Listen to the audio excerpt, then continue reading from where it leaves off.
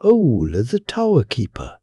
In the world it's always going up and down, and now I can't go up any higher." So said Ole the tower keeper. Most people have to try both the ups and the downs, and, rightly considered, we all get to be watchmen at last and look down upon life from a height. Such was the speech of Ole, my friend, the old tower-keeper, a strange, talkative old fellow who seemed to speak out everything that came into his head, and who, for all that, had many a serious thought deep in his heart. Yes, he was the child of respectable people, and there were even some who said that he was the son of a privy councillor, or that he might have been. He had studied too, and had been assistant teacher and deputy clerk. But of what service was all that to him? In those days he lived in the clerk's house, and was to have everything in the house, to be at free quarters, as the saying is. But he was still, so to speak, a fine young gentleman.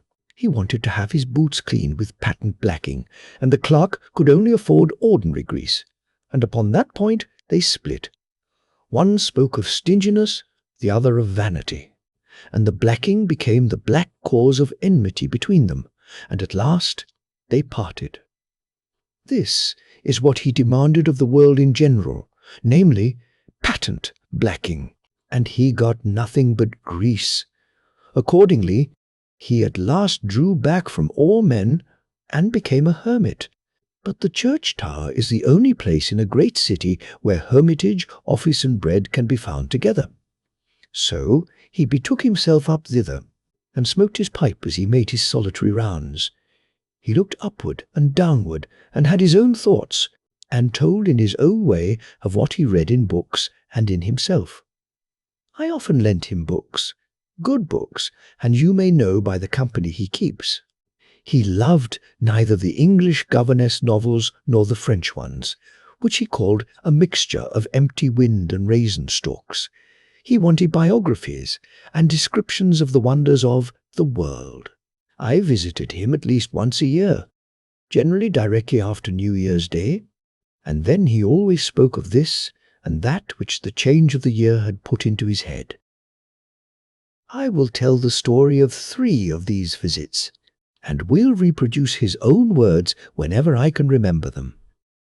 First, Zizit, among the books which I had lately lent Ole, was one which had greatly rejoiced and occupied him. It was a geological book, containing an account of the boulders. "Yes, they're rare old fellows, those boulders," he said, "and to think that we should pass them without noticing them. And over the street pavement, the paving stones, those fragments of the oldest remains of antiquity, one walks without ever thinking about them. I have done the very thing myself, but now I look respectfully at every paving stone. Many thanks for the book. It has filled me with thought, and has made me long to read more on the subject. The romance of the earth is, after all, the most wonderful of all romances. It's a pity one can't read the first volume of it, because it is written in a language that we don't understand.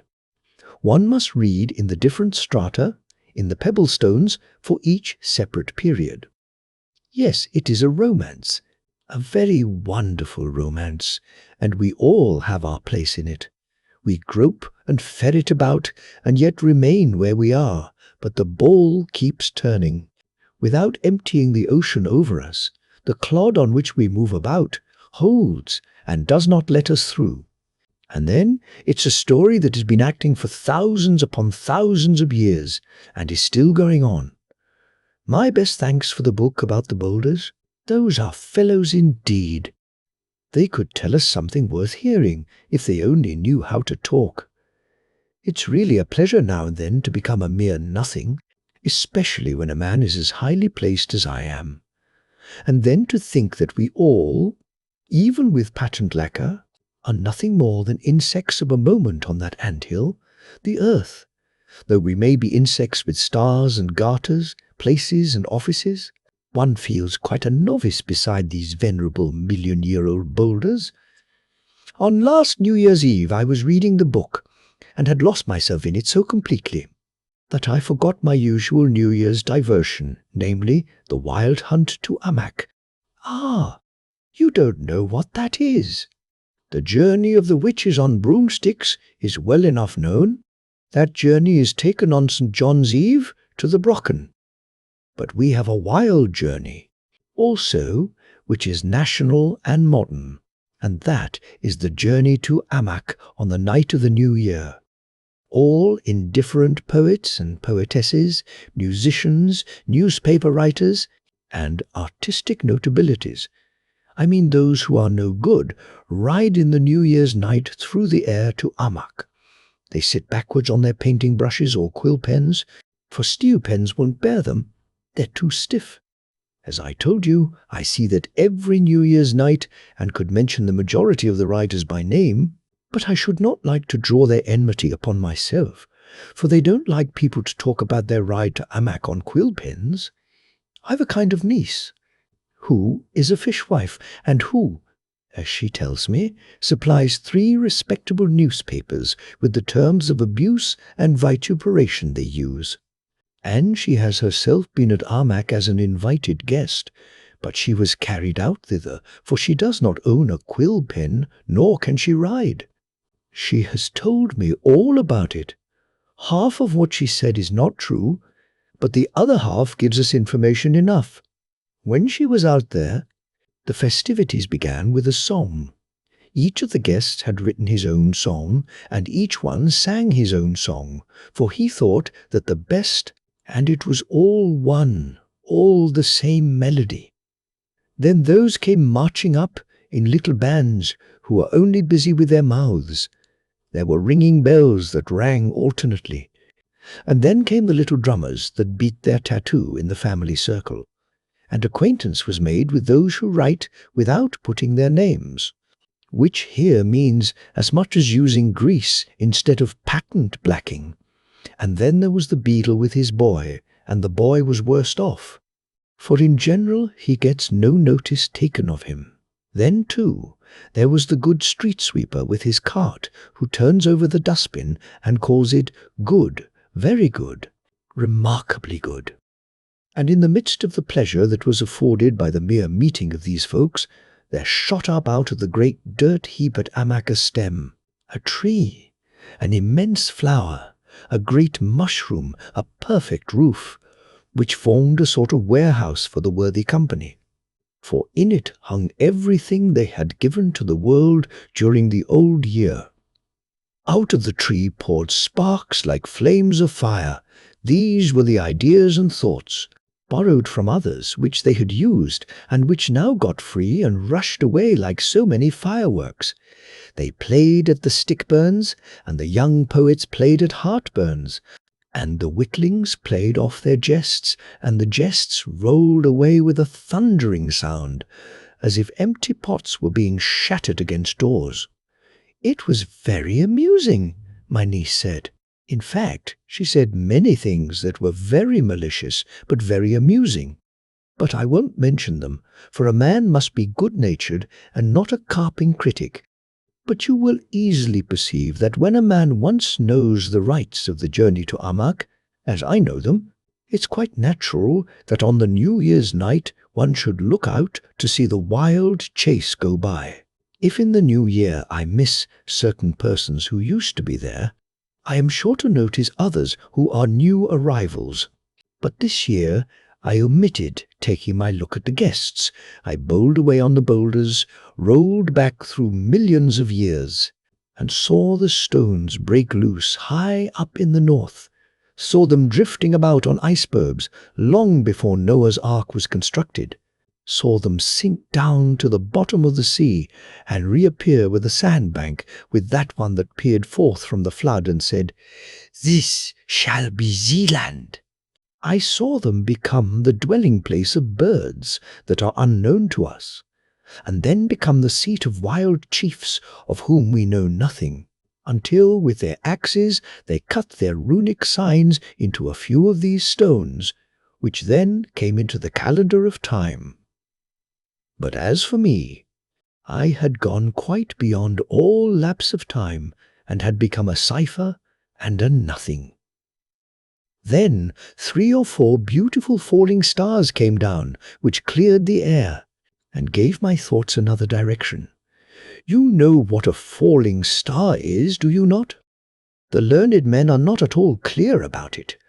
I have my own ideas about shooting stars, as the common people in many parts call them, and my idea is this: how often are silent thanksgivings offered up for one who has done a good and noble action? The thanks are often speechless, but they are not lost for all that.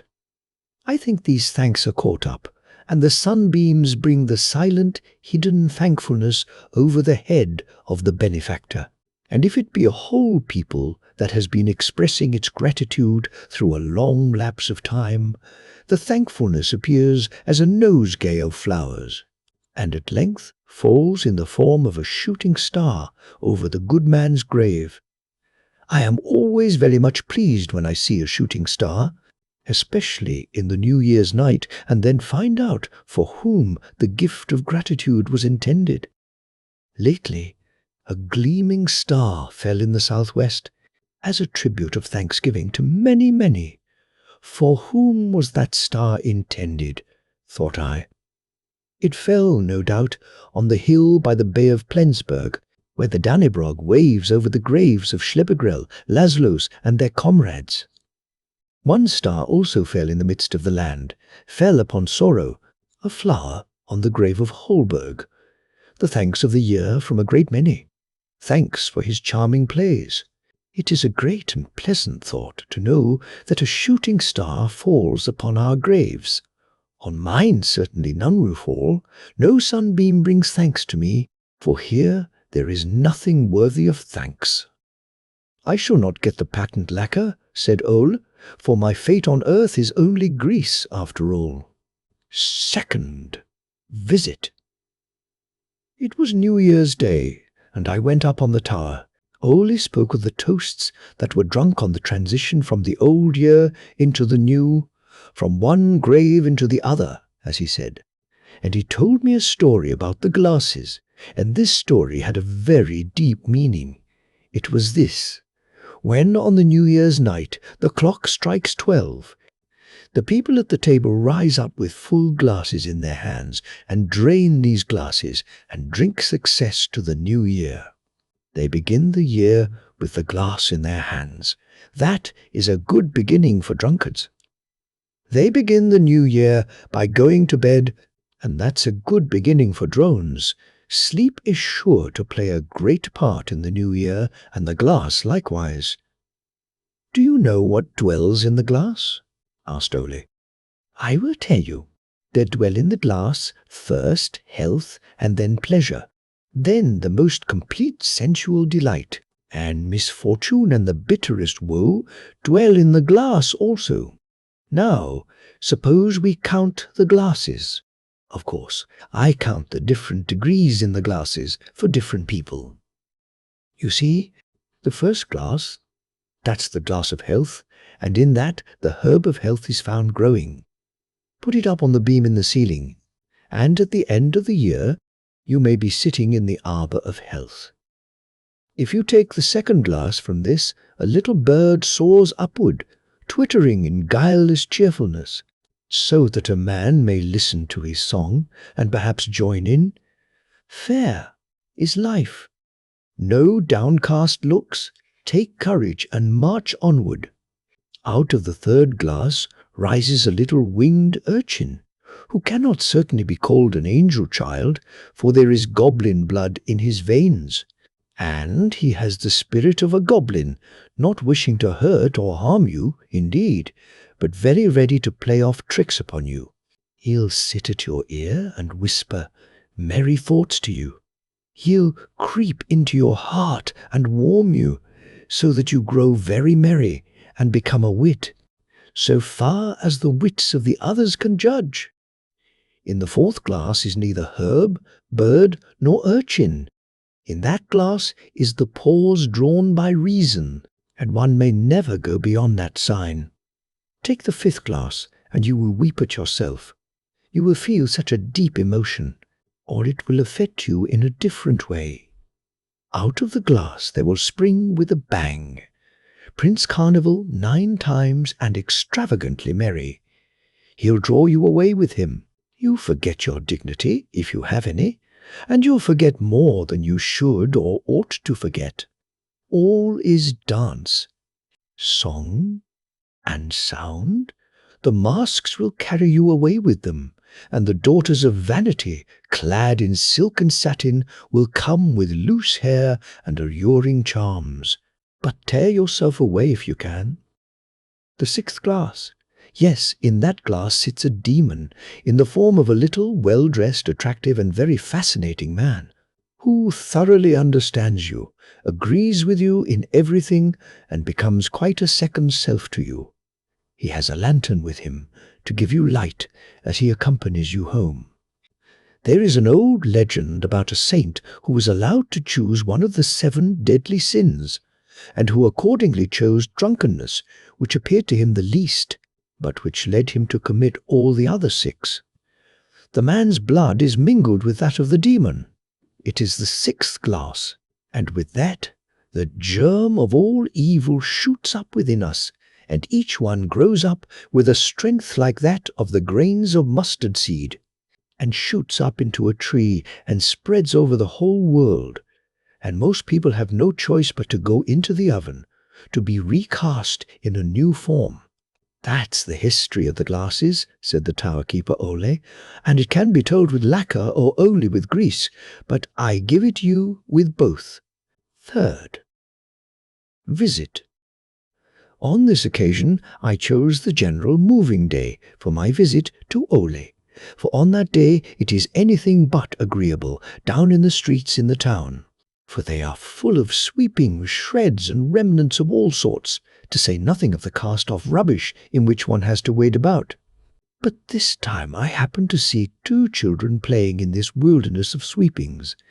They were playing at going to bed, for the occasion seemed especially favourable for this sport. They crept under the straw, and drew an old bit of ragged curtain over themselves by way of coverlet. It was splendid, they said, but it was a little too strong for me, and besides, I was obliged to mount up on my visit to Ole. It's moving day today, he said. Streets and houses are like a dustbin, a large dustbin. But I'm content with a cartload. I may get something good out of that, and I really did get something good out of it once. Shortly after Christmas, I was going up the street. It was rough weather, wet and dirty, the right kind of weather to catch cold in. The dustman was there with his cart, which was full, and looked like a sample of streets on moving day. At the back of the cart stood a fir tree, quite green still, and with tinsel on its twigs. It had been used on Christmas Eve, and now it was thrown out into the street, and the dustman had stood it up at the back of his cart. It was droll to look at, or you may say it was mournful. All depends on what you think of when you see it, and I thought about it, and thought this and that of many things that were in the cart, or I might have done so, and that comes to the same thing. There was an old lady's glove, too. I wonder what that was thinking of. Shall I tell you? The glove was lying there, pointing with its little finger at the tree. I'm sorry for the tree, it thought, and I was also at the feast, where the chandeliers glittered. My life was, so to speak, a ball night. A pressure of the hand, and I burst. My memory keeps dwelling upon that, and I have really nothing else to live for. This is what the glove thought, or what it might have thought. That's a stupid affair with yonder fir tree, said the potsherds. You see, potsherds think everything is stupid. When one is in the dust cart, they said, one ought not to give oneself airs and wear tinsel. I know that I have been useful in the world, far more useful than such a green stick. This was a view that might be taken, and I don't think it quite a peculiar one, but for all that, the fir tree looked very well. It was like a little poetry in the dust heap, and truly there is dust enough in the streets on moving day. The way is difficult and troublesome then, and I feel obliged to run away out of the confusion, or, if I am on the tower, I stay there and look down, and it is amusing enough. There are the good people below, playing at changing houses. They toil and tug away with their goods and chattels, and the household goblin sits in an old tub and moos with them. All the little griefs of the lodging and the family and the real cares and sorrows move with them out of the old dwelling into the new, and what gain is there for them or for us in the whole affair? Yes, there was written long ago the good old maxim, "Think on the great moving day of death." That is a serious thought. I hope it is not disagreeable to you that I should have touched upon it. Death is the most certain messenger, after all, in spite of his various occupations. Yes, Death is the omnibus conductor, and he is the passport writer, and he countersigns our service book, and he is director of the savings bank of life. Do you understand me?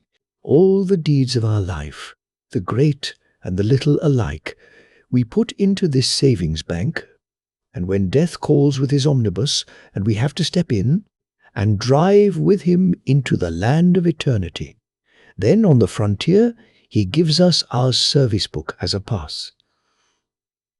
As a provision for the journey, he takes this or that good deed we have done and lets it accompany us, and this may be very pleasant or very terrific. Nobody has ever escaped the omnibus journey. There is certainly a talk about one who was not allowed to go. They called him the Wandering Jew. He has to ride behind the omnibus. If he had been allowed to get in, he would have escaped the clutches of the poets. Just cast your mind's eye into that great omnibus. The society is mixed, for king and beggar, genius and idiot sit side by side. They must go without their property and money. They have only the service book and the gift out of the savings bank with them. But which of our deeds is selected and given to us? Perhaps quite a little one that we have forgotten, but which has been recorded, small as a pea. But the pea can send out a blooming shoot. The poor bumpkin who sat on a low stool in the corner and was jeered at and flouted will perhaps have his worn-out stool given him as a provision, and the stool may become a litter in the land of eternity, and rise up then as a throne, gleaming like gold and blooming as an arbour. He who always lounged about and drank the spiced draught of pleasure, that he might forget the wild things he had done here, will have his barrel given to him on the journey, and will have to drink from it as they go on, and the drink is bright and clear, so that the thoughts remain pure, and all good and noble feelings are awakened, and he sees and feels what in life he could not or would not see. And then he has within him the punishment, the gnawing worm, which will not die through time incalculable. If on the glasses there stood written oblivion, on the barrel remembrance is inscribed. When I read a good book, an historical work, I always think at last of the poetry of what I am reading, and of the omnibus of death, and wonder which of the hero's deeds Death took out of the savings bank for him, and what provisions he got on the journey into eternity. There was once a French king. I have forgotten his name, for the names of good people are sometimes forgotten, even by me. But it will come back some day. There was a king who, during a famine, became the benefactor of his people, and the people raised up to his memory a monument of snow, with the inscription, "Quicker than this melts, didst thou bring help?" I fancy that Death, looking back upon the monument, gave him a single snowflake as provision, a snowflake that never melts, and this flake floated over his royal head like a white butterfly into the land of eternity. Thus, too, there was Louis XVI. I have remembered his name, for one remembers what is bad. A trait of him often comes into my thoughts, and I wish one could say the story is not true. He had his Lord High Constable executed, and he could execute him, right or wrong. But he had the innocent children of the constable, one 7 and the other 8 years old, placed under the scaffold so that the warm blood of their father spurted over them, and then he had them sent to the Bastille and shut up in iron cages, where not even a coverlet was given them to protect them from the cold. And King Louis sent the executioner to them every week, and had a tooth pulled out of the head of each, that they might not be too comfortable. And the elder of the boys said, "My mother would die of grief if she knew that my younger brother had to suffer so cruelly. Therefore pull out 2 of my teeth and spare him." The tears came into the hangman's eyes, but the king's will was stronger than the tears, and every week 2 little teeth were brought to him on a silver plate. He had demanded them, and he had them. I fancy that death took these 2 teeth out of the savings bank of life and gave them to Louis XV to carry with him on the great journey into the land of immortality. They fly before him like 2 flames of fire. They shine and burn, and they bite him. The innocent children's teeth. Yes, that's a serious journey, the omnibus ride on the great moving day. And when is it to be undertaken?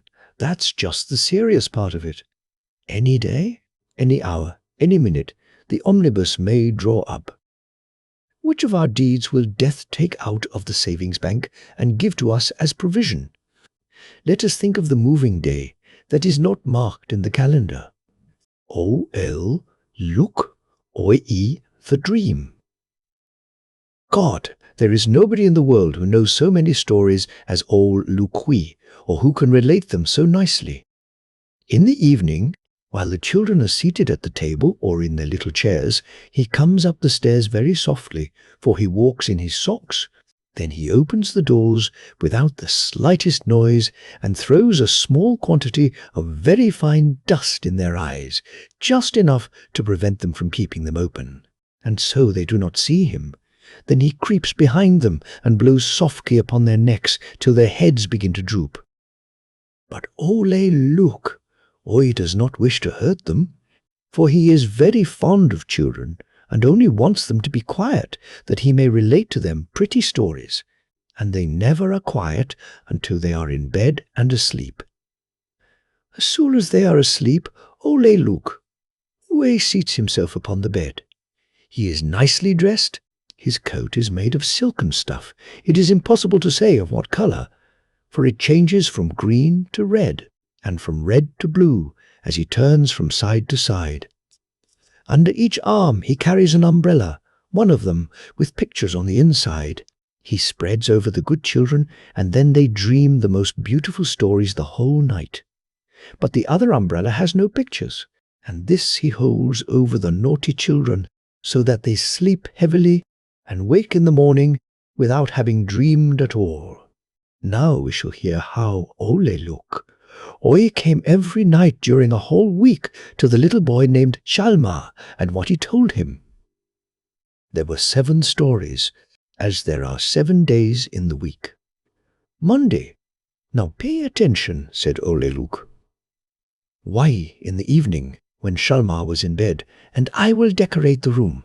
Immediately all the flowers in the flower pots became large trees with long branches reaching to the ceiling and stretching along the walls, so that the whole room was like a greenhouse.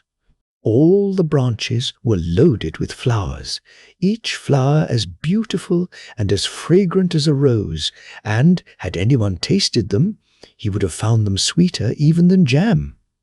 The fruit glittered like gold, and there were cakes so full of plums that they were nearly bursting. It was incomparably beautiful. At the same time sounded dismal moans from the table drawer in which lay Shalmar's schoolbooks. "What can that be now?" said Ole Luke.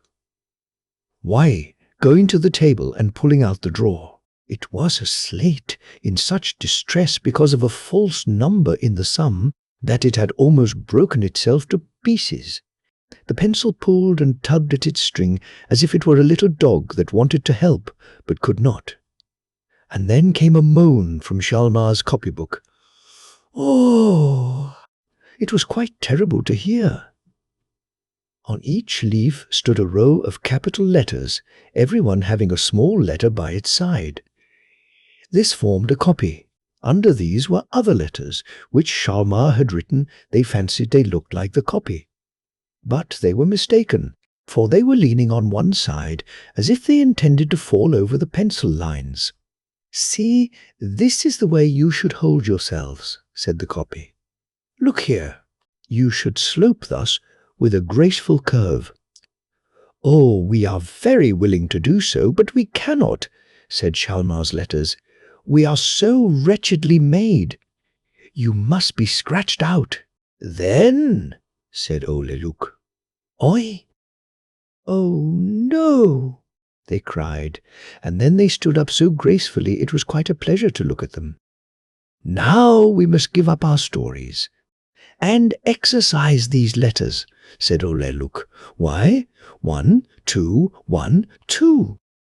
So he drilled them till they stood up gracefully and looked as beautiful as a copy could look. But after Ole Luk, was gone, and Hjalmar looked at them in the morning. They were as wretched and as awkward as ever. Tuesday. As soon as Hjalmar was in bed, Ole Luk touched, with his little magic wand, all the furniture in the room, which immediately began to chatter, and each article only talked of itself. Over the chest of drawers hung a large picture in a gilt frame, representing a landscape with fine old trees, flowers in the grass, and a broad stream which flowed through the wood past several castles far out into the wild ocean. Ole Luk! Oye touched the picture with his magic wand, and immediately the birds commenced singing, the branches of the trees rustled, and the clouds moved across the sky, casting their shadows on the landscape beneath them. Then Ole Luk lifted little Hjalmar up to the frame and placed his feet in the picture just on the high grass, and there he stood with the sun shining down upon him through the branches of the trees. He ran to the water and seated himself in a little boat which lay there, and which was painted red and white. The sails glittered like silver, and 6 swans, each with a golden circlet round its neck and a bright blue star on its forehead, drew the boat past the green wood, where the trees talked of robbers and witches, and the flowers of beautiful little elves and fairies whose histories the butterflies had related to them. Brilliant fish, with scales like silver and gold, swam after the boat, sometimes making a spring and splashing the water round them, while birds, red and blue, small and great, flew after him in 2 long lines. The gnats danced round them, and the cockchafers cried, "Buzz! Buzz!" They all wanted to follow Hjalmar, and all had some story to tell him. It was a most pleasant sail. Sometimes the forests were thick and dark, sometimes like a beautiful garden, gay with sunshine and flowers. Then he passed great palaces of glass and of marble, and on the balconies stood princesses, whose faces were those of little girls whom Hjalmar knew well and had often played with. One of them held out her hand, in which was a heart made of sugar, more beautiful than any confectioner ever sold. As Hjalmar sailed by, he caught hold of one side of the sugar heart and held it fast, and the princess held fast also, so that it broke in 2 pieces. Hjalmar had 1 piece, and the princess the other, but Hjalmar's was the largest. At each castle stood little princes acting as sentinels. They presented arms and had golden swords, and made it rain plums and tin soldiers, so that they must have been real princes. Hjalmar continued to sail, sometimes through woods, sometimes as it were through large halls, and then by large cities. At last he came to the town where his nurse lived, who had carried him in her arms when he was a very little boy, and had always been kind to him. She nodded and beckoned to him, and then sang the little verses she had herself composed and said to him, How oft my memory turns to thee, my own Shalmar ever dear, when I could watch thy infant glee, or kiss away a pearly tear. 'Twas in my arms thy lisping tongue first spoke the half-remembered word, while o'er thy tottering steps I hung, my fond protection to afford. Farewell. I pray the heavenly power to keep thee till thy dying hour. And all the birds sang the same tune, the flowers danced on their stems, and the old trees nodded as if Ole Luk Oy had been telling them stories as well. W. Edenesday, how the rain did pour down. Shalmar could hear it in his sleep, and when Ole Luk Oy opened the window, the water flowed quite up to the window-sill. It had the appearance of a large lake outside, and a beautiful ship lay close to the house. "Wilt thou sail with me tonight, little Hjalmar?" said Ole Luk.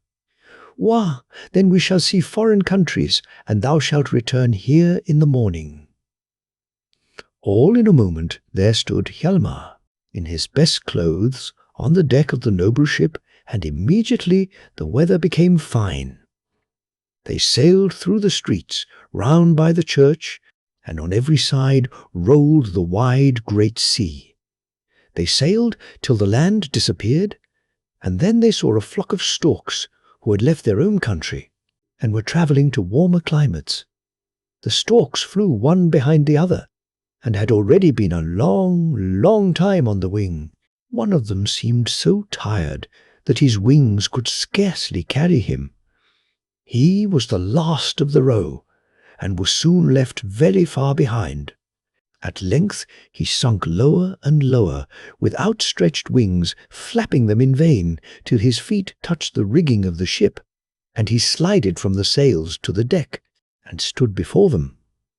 Then a sailor boy caught him, and put him in the hen-house, with the fowls, the ducks, and the turkeys, while the poor stork stood quite bewildered amongst them. "Just look at that fellow," said the chickens. Then the turkey-cock puffed himself out as large as he could, and inquired who he was, and the ducks waddled backwards, crying, "Quack, quack." Then the stork told them all about warm Africa, of the pyramids, and of the ostrich, which, like a wild horse, runs across the desert. But the ducks did not understand what he said, and quacked amongst themselves. "We are all of the same opinion, namely, that he is stupid." "Yes, to be sure, he is stupid," said the turkey-cock, and gobbled. Then the stork remained quite silent, and thought of his home in Africa. "Those are handsome, thin legs of yours," said the turkey-cock.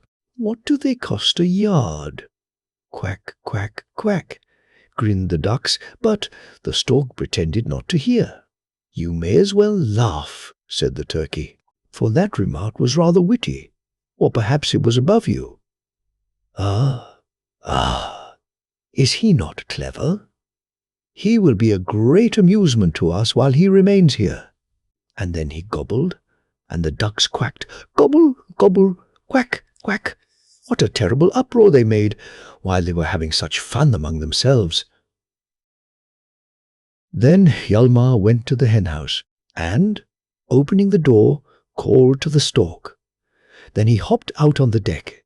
He had rested himself now, and he looked happy, and seemed as if he nodded to Hjalmar, as if to thank him.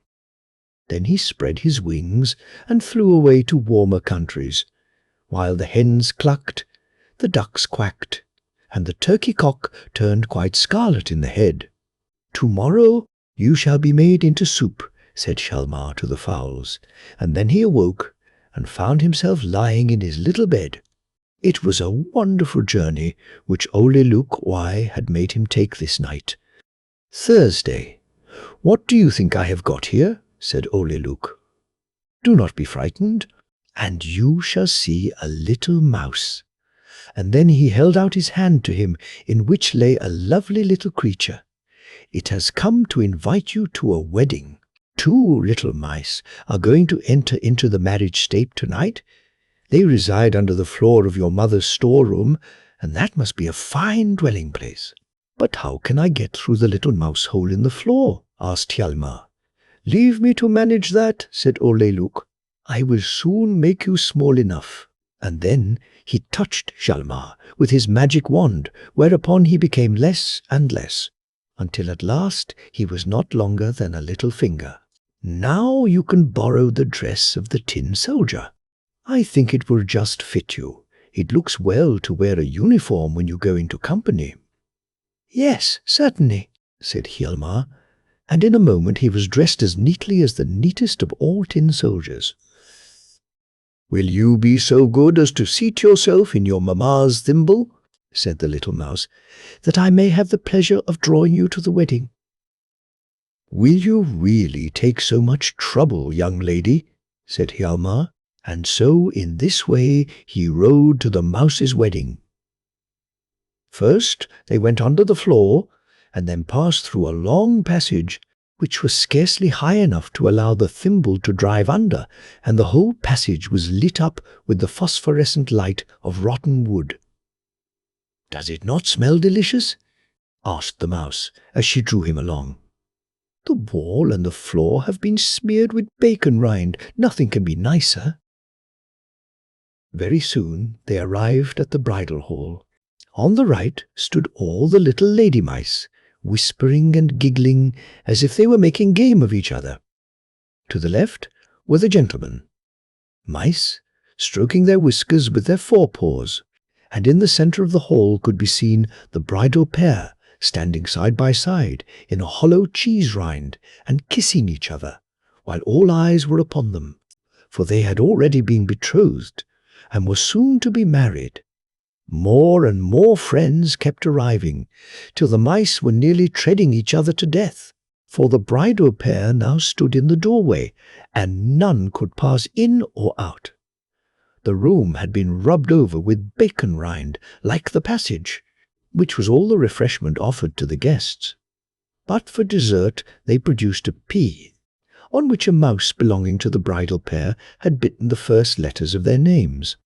This was something quite uncommon. All the mice said it was a very beautiful wedding, and that they had been very agreeably entertained. After this, Hjalmar returned home. He had certainly been in grand society, but he had been obliged to creep under a room, and to make himself small enough to wear the uniform of a tin soldier. "Frida, it is incredible how many old people there are who would be glad to have me at night," said Ole Luk. "Why, especially those who have done something wrong.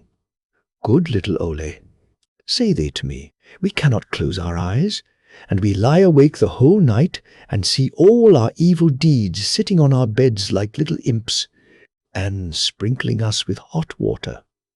Will you come and drive them away, that we may have a good night's rest?" And then they sigh so deeply and say, "We would gladly pay you for it. Good night, Ole Luk. The money lies on the window, but I never do anything for gold." "What shall we do tonight?" asked Hjalmar. "I do not know whether you would care to go to another wedding," he replied, "although it is quite a different affair to the one we saw last night. Your sister's large doll, that is dressed like a man and is called Herman, intends to marry the doll Bertha. It is also the doll's birthday, and they will receive many presents." "Yes, I know that already," said Hjalmar. "My sister always allows her dolls to keep their birthdays or to have a wedding when they require new clothes. That has happened already 100 times, I am quite sure." "Yes, so it may, but tonight is the 101st wedding, and when that has taken place it must be the last. Therefore, this is to be extremely beautiful. Only look." Hjalmar looked at the table, and there stood the little cardboard doll's house with lights in all the windows, and drawn up before it were the tin soldiers presenting arms. The bridal pair were seated on the floor, leaning against the leg of the table, looking very thoughtful, and with good reason. Then Ole Luk, why dressed up in grandmother's black gown, married them, As soon as the ceremony was concluded, all the furniture in the room joined in, singing a beautiful song, which had been composed by the lead pencil, and which went to the melody of a military tattoo. What merry sounds are on the wind, as marriage rites together bind, a quiet and a loving pair, though formed of kin, yet smooth and fair. Hurrah! If they are deaf and blind, we'll sing, though weather prove unkind. And now came the present, but the bridal pair had nothing to eat, for love was to be their food. "Shall we go to a country house, or travel?" asked the bridegroom. Then they consulted the swallow who had travelled so far, and the old hen in the yard, who had brought up 5 broods of chickens. And the swallow talked to them of warm countries, where the grapes hang in large clusters on the vines, and the air is soft and mild, and about the mountains glowing with colours more beautiful than we can think of. "But they have no red cabbage like we have," said the hen. "I was once in the country with my chickens for a whole summer. There was a large sand pit, in which we could walk about and scratch as we liked. Then we got into a garden in which grew red cabbage. Oh, how nice it was! I cannot think of anything more delicious." "But one cabbage stalk is exactly like another," said the swallow, "and here we have often bad weather." "Yes, but we are accustomed to it," said the hen. "But it is so cold here, and freezes sometimes." "Cold weather is good for cabbages," said the hen. "Besides, we do have it warm here sometimes. 4 years ago, we had a summer that lasted more than 5 weeks, and it was so hot one could scarcely breathe. And then, in this country, we have no poisonous animals, and we are free from robbers. He must be wicked who does not consider our country the finest of all lands. He ought not to be allowed to live here." And then the hen wept very much and said, "I have also travelled. I once went 12 miles in a coop, and it was not pleasant travelling at all." "The hen is a sensible woman," said the doll Bertha. "I don't care for travelling over mountains just to go up and come down again. No, let us go to the sand pit in front of the gate, and then take a walk in the cabbage garden." And so they settled it. Saturday. "Am I to hear any more stories?" asked little Hjalmar as soon as Ole Luk had sent him to sleep. "We shall have no time this evening," said he, spreading out his prettiest umbrella over the child. "Look at these Chinese." And then the whole umbrella appeared like a large china bowl with blue trees and pointed bridges, upon which stood little Chinamen nodding their heads. "We must make all the world beautiful for tomorrow morning," said Ole Luk. "Why? For it will be a holiday. It is Sunday. I must now go to the church steeple and see if the little sprites who live there have polished the bells, so that they may sound sweetly. Then I must go into the fields and see if the wind has blown the dust from the grass and the leaves. And the most difficult task of all, which I have to do, is to take down all the stars and brighten them up. I have to number them first before I put them in my apron, and also to number the places from which I take them, so that they may go back into the right holes, or else they would not remain. And we should have a number of falling stars, for they would all tumble down one after the other." "Hark ye, Mr. Luke!" "Oi!" said an old portrait which hung on the wall of Hjalmar's bedroom. "Do you know me? I am Hjalmar's great-grandfather. I thank you for telling the boys stories, but you must not confuse his ideas. The stars cannot be taken down from the sky and polished. They are spheres like our earth, which is a good thing for them." "Thank you, old great-grandfather," said Ole Luk. "I thank you. You may be the head of the family, as no doubt you are, but I am older than you. I am an ancient heathen. The old Romans and Greeks named me the dream god. I have visited the noblest houses, and continue to do so. Still, I know how to conduct myself both to high and low, and now you may tell the stories yourself. And so Oleluk walked off, taking his umbrellas with him. Well, well, one is never to give an opinion, I suppose, grumbled the portrait, and it woke Shalma. Sunday. Good evening, said Oleluk. Hua. Shalma nodded, and then sprang out of bed and turned his great-grandfather's portrait to the wall so that it might not interrupt them as it had done yesterday. Now, said he, you must tell me some stories about 5 green peas that lived in one pod, or of the chickseed that courted the chickweed, or of the darning needle, who acted so proudly because she fancied herself an embroidery needle. You may have too much of a good thing, said Oleluk Oi.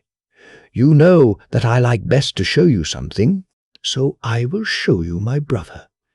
He is also called Oleluk Oi, but he never visits anyone but once, and when he does come, he takes him away on his horse and tells him stories as they ride along. He knows only 2 stories.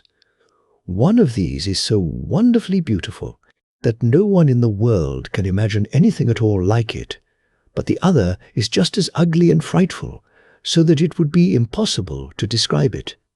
Then Oleluk Oye lifted Shalma up to the window. There now, you can see my brother, the other Oleluk. Oye, he is also called Death. You perceive he is not so bad as they represent him in picture books. There, he is a skeleton, but now his coat is embroidered with silver, and he wears the splendid uniform of a hussar, and a mantle of black velvet flies behind him over the horse. Look how he gallops along.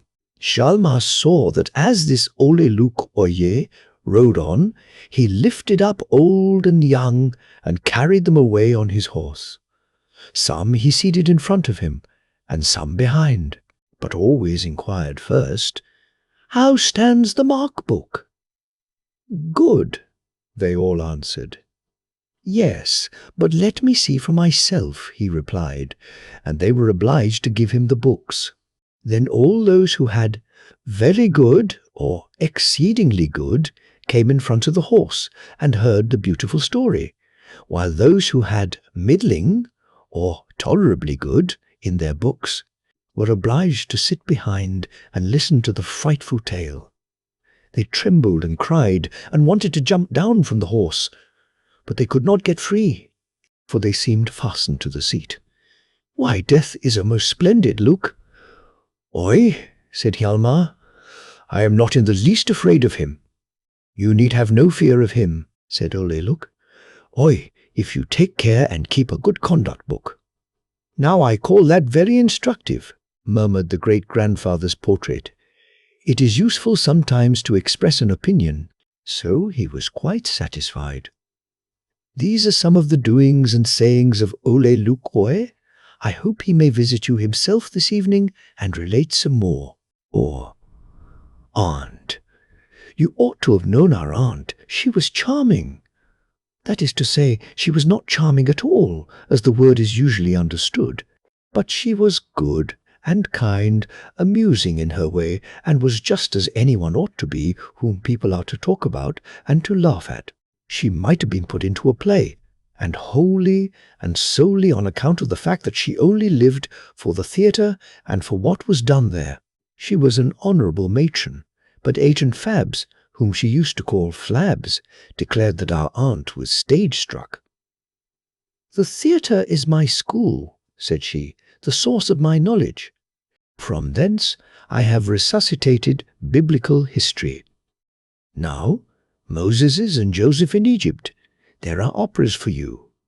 I get my universal history from the theatre, my geography, and my knowledge of men. Out of the French pieces, I get to know life in Paris, slippery but exceedingly interesting. How I have cried over La Famille Hueberg, that the man must drink himself to death, so that she may marry the young fellow. Yes, how many tears I have wept in the 50 years I have subscribed to the theatre. Our aunt knew every acting play, every bit of scenery, every character, everyone who appeared or had appeared. She seemed really only to live during the 9 months the theatre was open. Summertime, without a summer theatre, seemed to be only a time that made her old, while, on the other hand, a theatrical evening that lasted till midnight was a lengthening of her life. She did not say, as other people do, "Now we shall have spring, the stork is here," or "They've advertised the first strawberries in the papers." She, on the contrary, used to announce the coming of autumn with, "Have you heard they're selling boxes for the theatre? Now the performances will begin." She used to value a lodging entirely according to its proximity to the theatre. It was a real sorrow to her when she had to leave the little lane behind the playhouse and move into the great street that lay a little farther off, and live there in a house where she had no opposite neighbours. "At home," said she, "my windows must be my opera box. One cannot sit and look into oneself till one's tired. One must see people. But now I live just as if I'd go into the country. If I want to see human beings, I must go into my kitchen and sit down on the sink, for there only I have opposite neighbours. No, when I lived in my dear little lane, I could look straight down into the ironmonger's shop, and had only 300 paces to the theatre, and now I've 3,000 paces to go, military measurement." Our aunt was sometimes ill, but however unwell she might feel, she never missed the play. The doctor prescribed one day that she should put her feet in a bran bath, and she followed his advice. But she drove to the theatre all the same, and sat with her feet in bran there. If she had died there, she would have been very glad. Thorwaldsen died in the theatre, and she called that a happy death. She could not imagine but that in heaven there must be a theatre too. It had not, indeed, been promised us, but we might very well imagine it. The many distinguished actors and actresses who had passed away must surely have a field for their talent. Our aunt had an electric wire from the theatre to her room. A telegram used to be dispatched to her at coffee time, and it used to consist of the words, "Herr Sivertsen is at the machinery," for it was he who gave the signal for drawing the curtain up and down and for changing the scenes. From him she used to receive a short and concise description of every piece. His opinion of Shakespeare's Tempest was, "Mad nonsense, there's so much to put up," and the first scene begins with "water to the front of the wings." That is to say, the water had to come forward so far. But when, on the other hand, the same interior scene remained through 5 acts, he used to pronounce it a sensible, well-written play, a resting play, which performed itself, without putting up scenes. In earlier times, by which name our aunt used to designate 30 years ago, she and the before-mentioned Herr Sivertsen had been younger. At that time he had already been connected with the machinery, and was, as she said, her benefactor. It used to be the custom in those days that in the evening, performances in the only theatre the town possessed, spectators were admitted to the part called the flies, over the stage, and every machinist had 1 or 2 places to give away. Often the flies were quite full of good company. It was said that generals' wives and privy councillors' wives had been up there. It was quite interesting to look down behind the scenes, and to see how the people walked to and fro on the stage when the curtain was down. Our aunt had been there several times, as well, when there was a tragedy, as when there was a ballet, for the pieces in which there were the greatest number of characters on the stage were the most interesting to see from the flies. One sat pretty much in the dark up there, and most people took their supper up with them. Once 3 apples and a great piece of bread and butter and sausage fell down right into the dungeon of Ugolino, where that unhappy man was to be starved to death. And there was great laughter among the audience.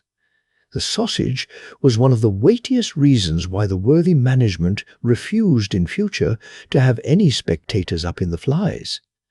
"But I was there 37 times," said our aunt, "and I shall always remember Mr. Sivotson for that." On the very last evening, when the flies were still open to the public, the judgment of Solomon was performed, as our aunt remembered very well.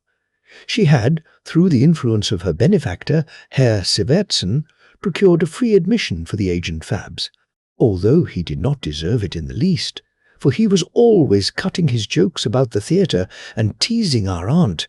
But she had procured him a free admission to the flies, for all that. He wanted to look at this player stuff from the other side. Those were his own words. "And they were just like him," said our aunt. "He looked down from above on the judgment of Solomon and fell asleep over it. One would have thought that he had come from a dinner where many toasts had been given. He went to sleep and was locked in. And there he sat through the dark night in the flies, and when he woke he told a story, but our aunt would not believe it. 'The judgment of Solomon was over,' he said, 'and all the people had gone away, upstairs and downstairs.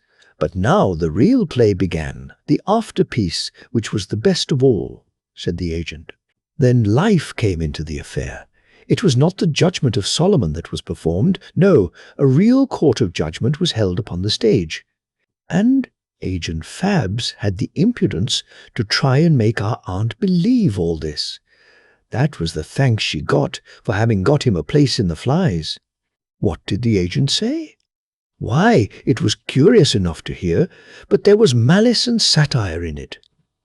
'It looked dark enough up there,' said the agent. But then the magic business began. A great performance, the judgment in the theatre. The box-keepers were at their posts, and every spectator had to show his ghostly pass, that it might be decided if he was to be admitted with hands loose or bound, and with or without a muzzle. Grand people who came too late when the performance had begun, and young people who could not always watch the time, were tied up outside and had list slippers put on their feet, with which they were allowed to go in before the beginning of the next act, and they had muzzles too. And then the judgment on the stage began. All malice, and not a bit of truth in it, said our aunt. The painter, who wanted to get to paradise, had to go up a staircase which he had himself painted, but which no man could mount. That was to expiate his sins against perspective. All the plants and buildings which the property man had placed with infinite pains, in countries to which they did not belong, the poor fellow was obliged to put in their right places before cockcrow, if he wanted to get into paradise. Let Herr Fabs see how he would get in himself. But what he said of the performers, tragedians and comedians, singers and dancers, that was the most rascally of all. Mr. Fabs, indeed, Flabs, he did not deserve to be admitted at all, and our aunt would not soil her lips with what he said. And he said, did Flabs, that the whole was written down, and it should be printed when he was dead and buried, but not before, for he would not risk having his arms and legs broken. Once our aunt had been in fear and trembling in her temple of happiness, the theatre. It was on a winter day, one of those days in which one has a couple of hours of daylight with a grey sky. It was terribly cold and snowy, but aunt must go to the theatre. A little opera and a great ballet were performed, and a prologue and an epilogue into the bargain, and that would last till late at night. Our aunt must needs go, so she borrowed a pair of fur boots of her lodger boots, with fur inside and out, and which reached far up her legs.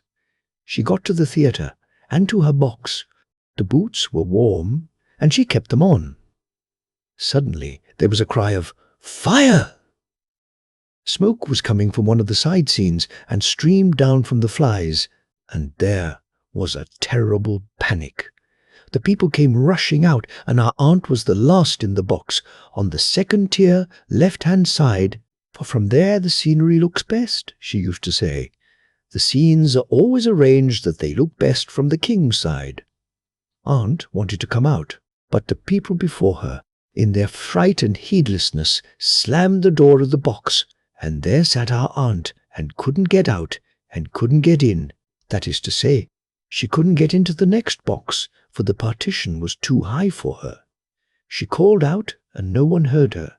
She looked down into the tier of boxes below her, and it was empty and low, and looked quite near, and aunt, in her terror, felt quite young and light. She thought of jumping down, and had got one leg over the partition, the other resting on the bench. There she sat astride, as if on horseback, well wrapped up in her flowered cloak with one leg hanging out, a leg in a tremendous fur boot. That was a sight to behold, and when it was beheld, our aunt was heard too, and was saved from burning, for the theatre was not burned down. That was the most memorable evening of her life, and she was glad that she could not see herself, for she would have died with confusion. Her benefactor in the machinery department, Herr Sivertsen, visited her every Sunday, but it was a long time from Sunday to Sunday. In the latter time, therefore, she used to have in a little child for the scraps, that is to say, to eat up the remains of the dinner. It was a child employed in the ballet, one that certainly wanted feeding. The little one used to appear, sometimes as an elf, sometimes as a page. The most difficult part she had to play was the lion's hind leg in the magic flute, but as she grew larger, she could represent the forefeet of the lion. She certainly only got half a guilder for that, whereas the hind legs were paid for with a whole guilder, but then she had to walk bent and to do without fresh air. That was all very interesting to hear, said our aunt. She deserved to live as long as the theatre stood, but she could not last so long, and she did not die in the theatre, but respectably in her bed. Her last words were, moreover, not without meaning. She asked, "What will the play be tomorrow?" At her death, she left about $500. We presume this from the interest which came to $20. This our aunt had destined as a legacy for a worthy old spinster who had no friends.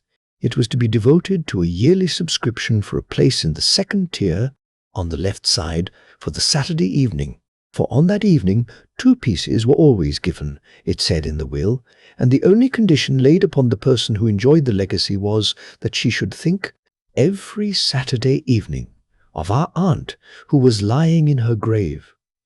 This was our aunt's religion, poultry. Meg's family.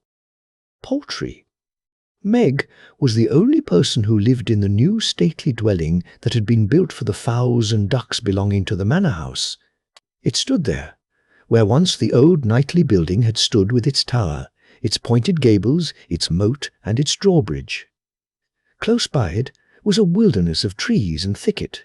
Here the garden had been, and had stretched out to a great lake, which was now moorland. Crows and choughs flew screaming over the old trees, and there were crowds of birds.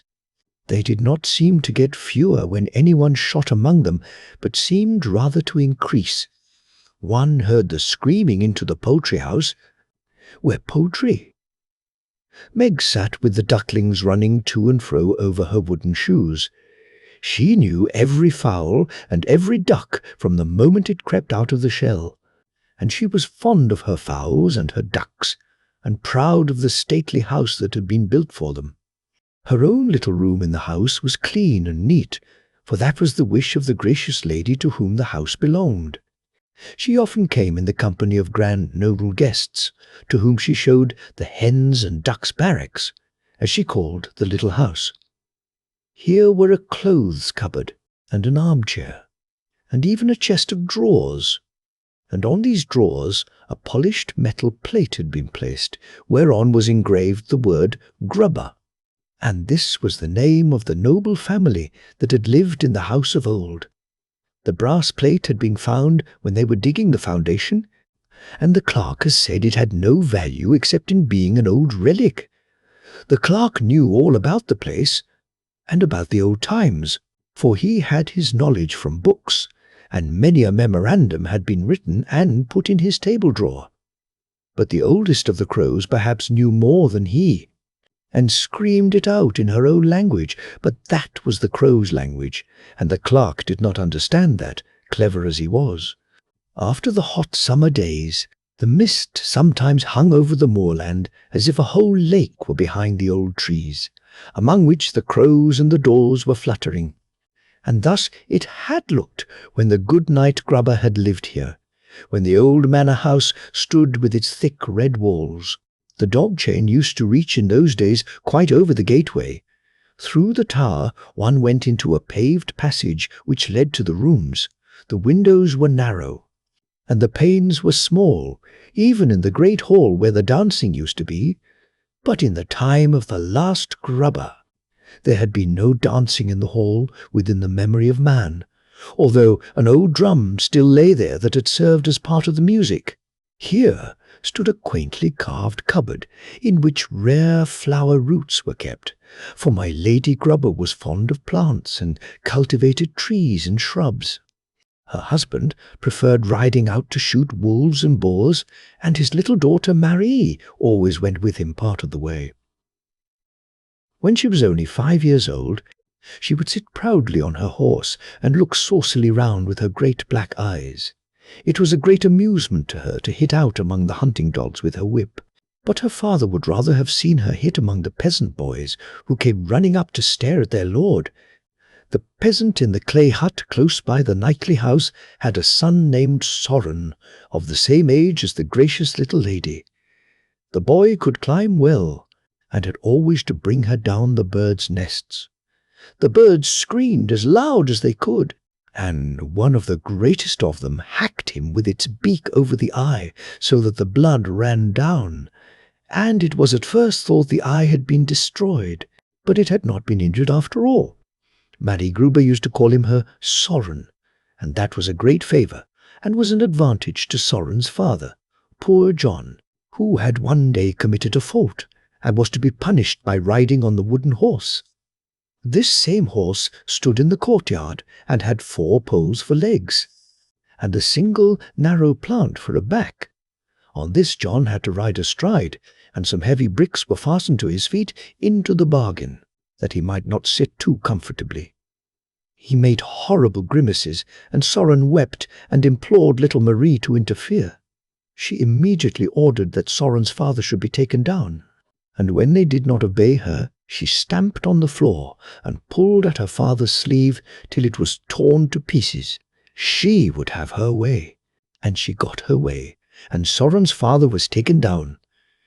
Lady Grubber, who now came up, parted her little daughter's hair from the child's brow and looked at her affectionately. But Marie did not understand why.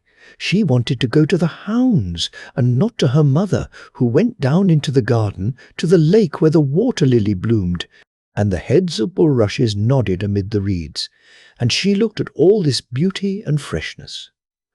"How pleasant," she said. In the garden stood at that time a rare tree, which she herself had planted. It was called the blood beech, a kind of negro growing among the other trees, so dark brown were the leaves. This tree required much sunshine, for in continual shade it would become bright green like the other trees, and thus lose its distinctive character. In the lofty chestnut trees were many birds' nests, and also in the thickets and in the grassy meadows. It seemed as though the birds knew that they were protected here, and that no one must fire a gun at them. Little Marie came here with Soren. He knew how to climb, as we have already said, and eggs and fluffy feathered young birds were brought down. The birds, great and small, flew about in terror and tribulation. The peewit from the fields, and the crows and daws from the high trees, screamed and screamed. It was just such din as the family would raise to the present day. "What are you doing, you children?" cried the gentle lady. "That is sinful." Soren stood abashed, and even the little gracious lady looked down a little. But then he said, quite short and pretty, "My father lets me do it. Craw, craw, away, away from here!" cried the great black birds, and they flew away. But on the following day they came back, for they were at home here. The quiet, gentle lady did not remain long at home here on earth, for the good God called her away, and, indeed, her home was rather with him than in the knightly house, and the church bells tolled solemnly when her corpse was carried to the church, and the eyes of the poor people were wet with tears, for she had been good to them. When she was gone, no one attended to her plantations, and the garden ran to waste. Grube the knight was a hard man, they said, but his daughter, young as she was, knew how to manage him. He used to laugh and let her have her way. She was now 12 years old and strongly built. She looked the people through and through with her black eyes, rode her horse as bravely as a man, and could fire off her gun like a practised hunter. One day there were great visitors in the neighborhood, the grandest visitors who could come. The young king and his half-brother and comrade, the Lord Ulrich Frederick Gildenlow. They wanted to hunt the wild boar, and to pass a few days at the castle of Grubber. Gildenlow sat at table next to Marie Grubber, and he took her by the hand and gave her a kiss, as if she had been a relation, but she gave him a box on the ear and told him she could not bear him, at which there was great laughter, as if that had been a very amusing thing. And perhaps it was very amusing, for 5 years afterwards, when Marie had fulfilled her 17th year, a messenger arrived with a letter, in which Lord Gildenlow proposed for the hand of the noble young lady. "There was a thing for you. He is the grandest and most gallant gentleman in the whole country," said Grubber the knight. "That is not a thing to despise." "I don't care so very much about him," said Marie Grubber, but she did not despise the grandest man of all the country, who sat by the king's side. Silver plate and fine linen and woolen went off to Copenhagen in a ship, while the bride made the journey by land in 10 days. But the outfit met with contrary winds, or with no winds at all, for 4 months passed before it arrived, and when it came, my Lady Gildenlow was gone. "I'd rather lie on coarse sacking than lie in his silken beds," she declared. "I'd rather walk barefoot than drive with him in a coach." Late one evening in November, 2 women came riding into the town of Aarhus. They were the gracious Lady Gildenlow, Marie Gruber, and her maid. They came from the town of Wiley, whither they had come in a ship from Copenhagen. They stopped at Lord Grubber's stone mansion in Aarhus. Grubber was not well pleased with his visit. Marie was accosted in hard words, but she had a bedroom given her, and got her beer soup of a morning. But the evil part of her father's nature was aroused against her, and she was not used to that. She was not of a gentle temper, and we often answer as we are addressed. She answered openly, and spoke with bitterness and hatred of her husband, with whom she declared she would not live. She was too honourable for that. A year went by, but it did not go by pleasantly.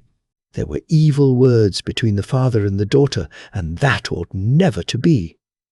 Bad words bear bad fruit. What could be the end of such a state of things? "We two cannot live under the same roof," said the father one day. "Go away from here to our old manor house, but you had better bite your tongue off than spread any lies among the people." And so the two parted. She went with her maid to the old castle where she had been born, and near which the gentle, pious lady, her mother, was lying in the church vault. An old cowherd lived in the courtyard, and was the only other inhabitant of the place. In the rooms, heavy black cobwebs hung down, covered with dust. In the garden, everything grew just as it would. Hops and climbing plants ran like a net between the trees and bushes, and the hemlock and nettle grew larger and stronger. The blood beech had been outgrown by other trees, and now stood in the shade, and its leaves were green like those of the common trees, and its glory had departed.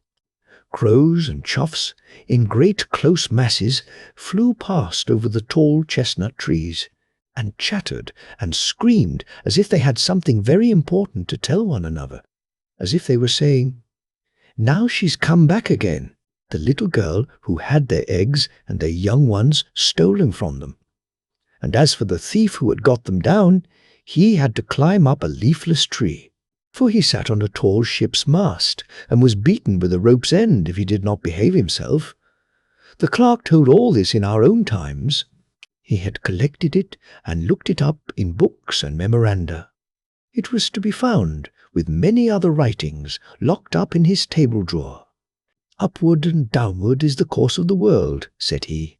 "It is strange to hear, and we will hear how it went with Marie Grubbe. We need not, for that, forget Poultry Meg, who is sitting in her capital hen-house in our own time." Marie Grubbe sat down in her times, but not with the same spirit that old Poultry Meg showed. The winter passed away, and the spring and the summer passed away, and the autumn came again with the damp, cold sea fog.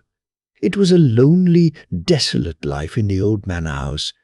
Marie Grubbe took her gun in her hand and went out to the heath and shot hares and foxes, and whatever birds she could hit. More than once she met the noble Sir Palais Dyer of Noribak, who was also wandering about with his gun and his dogs. He was tall and strong, and boasted of this when they talked together. He could have measured himself against the deceased Mr. Brockenhus of Egescoff, of whom the people still talked. Paladire had, after the example of Brockenhus, caused an iron chain with a hunting horn to be hung in his gateway, and when he came riding home, he used to seize the chain and lift himself and his horse from the ground and blow the horn. "Come yourself and see me do that, Dame Marie," he said. "One can breathe fresh and free at Noribak." When she went to his castle is not known, but on the altar candlestick in the church of Noribak it was inscribed that they were the gift of Palais Dyer and Marie Grubbe of Noribak Castle. A great stout man was Palais Dyer. He drank like a sponge. He was like a tub that could never get full. He snored like a whole sty of pigs, and he looked red and bloated. "He is treacherous and malicious," said Dame Palais Dyer, Grubbe's daughter. Soon she was weary of her life with him, but that did not make it better. One day the table was spread, and the dishes grew cold. Palais Dyer was out hunting foxes, and the gracious lady was nowhere to be found. Towards midnight, Palais Dyer came home, but Dame Dyer came neither at midnight nor next morning. She had turned her back upon Noribak, and had ridden away without saying goodbye. It was grey, wet weather, the wind grew cold, and a flight of black screaming birds flew over her head. They were not so homeless as she. First she journeyed southward, quite down into the German land. A couple of golden rings with costly stones were turned into money, and then she turned to the east, and then she turned again and went towards the west. She had no food before her eyes, and murmured against everything, even against the good God himself, so wretched was her soul. Soon her body became wretched too, and she was scarcely able to move a foot. The peewit flew up as she stumbled over the mound of earth where it had built its nest. The bird cried, as it always cried, "You thief! You thief!" She had never stolen her neighbour's goods, but as a little girl she had caused eggs and young birds to be taken from the trees, and she thought of that now. From where she lay she could see the sand dunes. By the seashore lived fishermen. but she could not get so far, she was so ill. The great white sea mews flew over her head, and screamed as the crows and daws screamed at home in the garden of the manor house. The birds flew quite close to her, and at last it seemed to her as if they became black as crows, and then all was night before her eyes. When she opened her eyes again, she was being lifted and carried. A great strong man had taken her up in his arms, and she was looking straight into his bearded face. He had a scar over one eye, which seemed to divide the eyebrow into two parts. Weak as she was, he carried her to the ship, where he got a rating for it from the captain. The next day the ship sailed away. Madame Gruber had not been put ashore, so she sailed away with it. But she will return, will she not? Yes, but where and when? The clerk could tell about this too, and it was not a story which he patched together himself.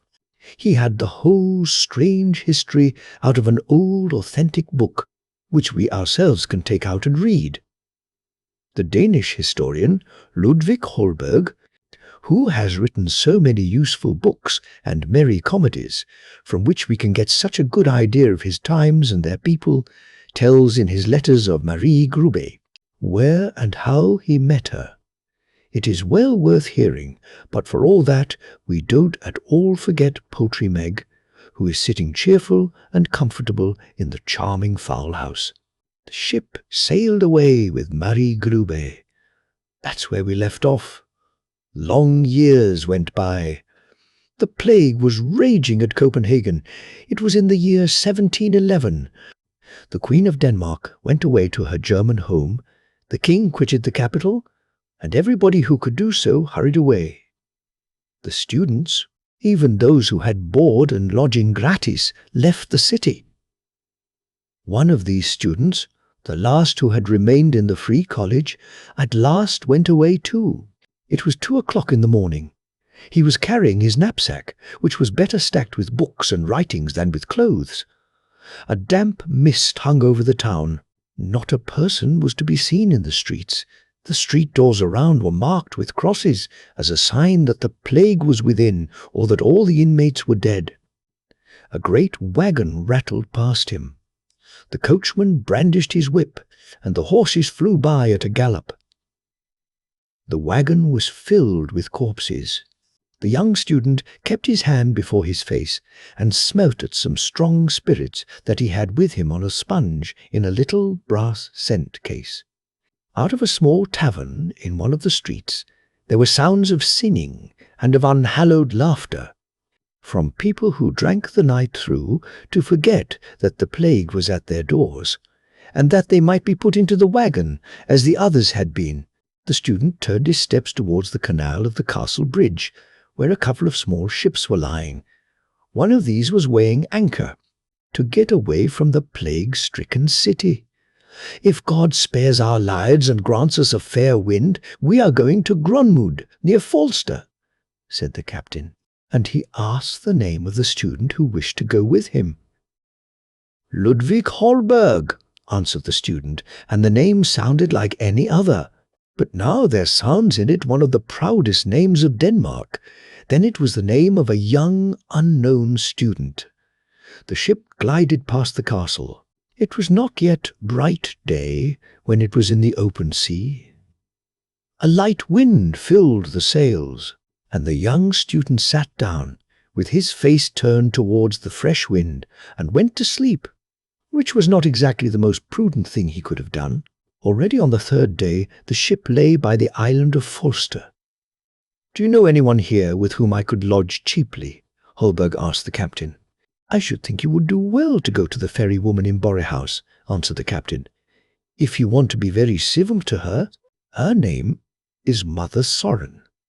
Sorensen Muller. But it may happen that she may fly into a fury if you are too polite to her. The man is in custody for a crime, and that's why she manages the ferry boat herself. She has fists of her own." The student took his knapsack and betook himself to the ferry house.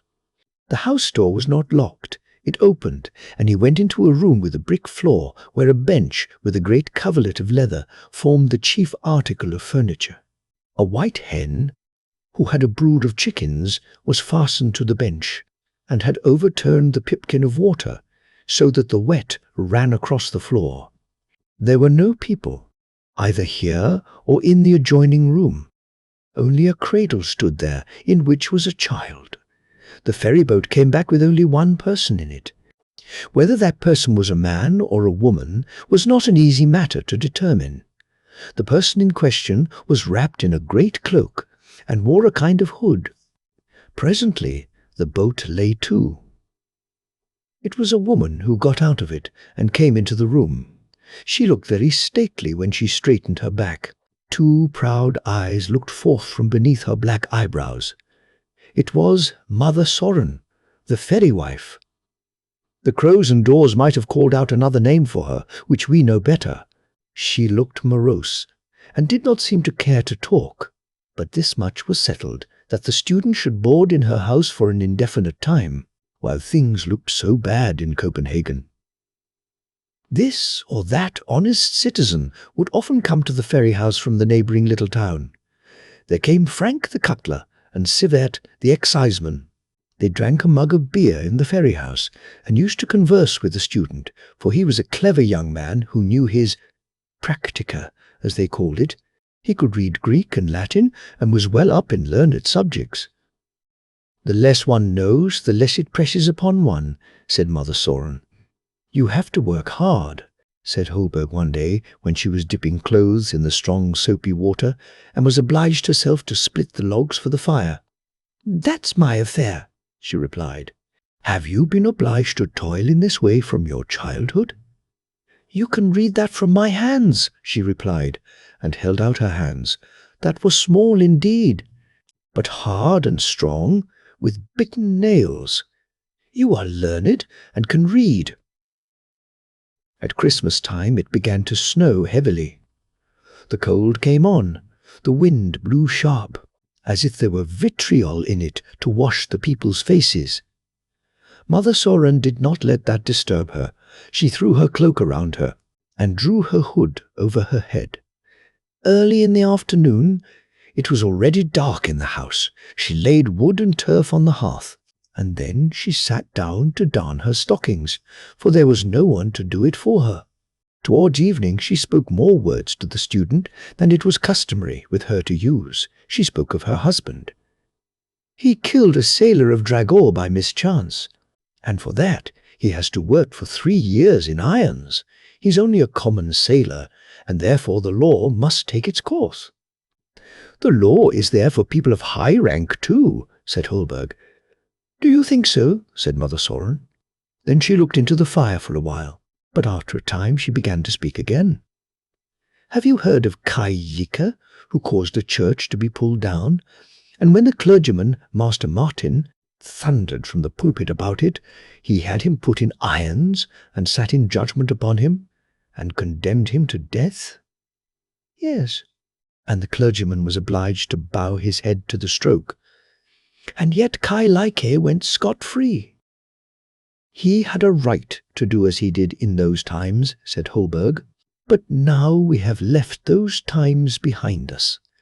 "You may get a fool to believe that," cried Mother Soren. And she got up and went into the room where the child lay. She lifted up the child and laid it down more comfortably. Then she arranged the bed-place of the student.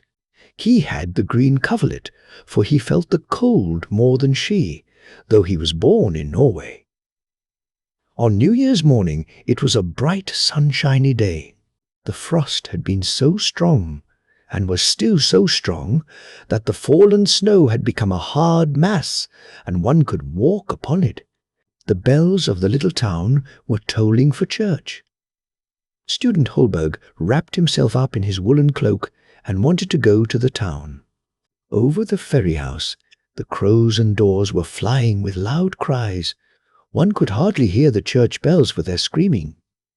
Mother Soren stood in front of the house, filling a brass pot with snow, which she was going to put on the fire to get drinking water. She looked up to the crowd of birds and thought her own thoughts. Student Holberg went to church. On his way there, and on his return, he passed by the house of tax collector Sivert, by the town gate. Here he was invited to take a mug of brown beer with treacle and sugar. The discourse fell upon Mother Soren, but the tax collector did not know much about her, and, indeed, few knew much about her. She did not belong to the island of Falster, he said. She had a little property of her own at one time. Her husband was a common sailor, a fellow of a very hot temper, and had killed a sailor of Dragor, and he beat his wife, and yet she defended him. I should not endure such treatment, said the tax collector's wife. I am come of more respectable people. My father was stocking weaver to the court. And, consequently, you have married a governmental official, said Holberg, and made a bow to her and to the collector. It was on Twelfth Night, the evening of the festival of the Three Kings. Mother Soren lit up for Holberg a 3-king candle, that is, a tallow candle with 3 wicks, which she had herself prepared. A light for each man, said Holberg. For each man? Repeated the woman, looking sharply at him. For each of the wise men from the east, said Holberg. You mean it that way, said she, and then she was silent for a long time. But on this evening he learned more about her than he had yet known. You speak very affectionately of your husband, observed Holberg, and yet the people say that he ill-uses you every day. That's no one's business but mine, she replied. The blows might have done me good when I was a child now. I suppose I get them for my sins, but I know what good he has done me. And she rose up. When I lay sick upon the desolate heath, and no one would have pity on me, and no one would have anything to do with me, except the crows and daws which came to peck me to bits, he carried me in his arms, and had to bear hard words because of the burden he brought on board ship. It's not in my nature to be sick, and so I got well. Every man has his own way, and Soren has his, but the horse must not be judged by the halter. Taking one thing with another, I have lived more agreeably with him than with the man whom they called the most noble and gallant of the king's subjects. I have had the stadtholder Gildenlow, the king's half-brother, for my husband, and afterwards I took Paledire. One is as good as another, each in his own way, and I in mine. That was a long gossip, but now you know all about me.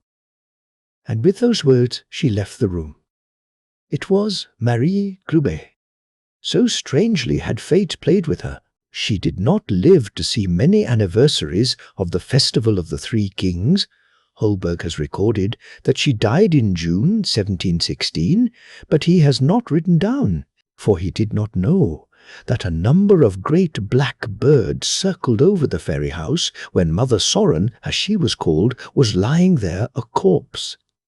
They did not scream, as if they knew that at a burial silence should be observed.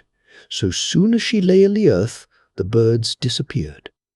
But on the same evening in Jutland, at the old manor house, an enormous number of crows and choughs were seen. They all cried as loud as they could, as if they had some announcement to make. Perhaps they talked of him who, as a little boy, had taken away their eggs and their young, of the peasant's son, who had to wear an iron garter, and of the noble young lady, who ended by being a ferryman's wife. "Brave, brave!" they cried, and the whole family cried, "Brave, brave!" When the old house was pulled down. "They are still crying, and yet there's nothing to cry about," said the clerk when he told the story. The family is extinct. The house has been pulled down, and where it stood is now the stately poultry house with gilded weathercocks and the old poultry Meg. She rejoices greatly in her beautiful dwelling. If she had not come here, the old clerk added, she would have had to go into the workhouse.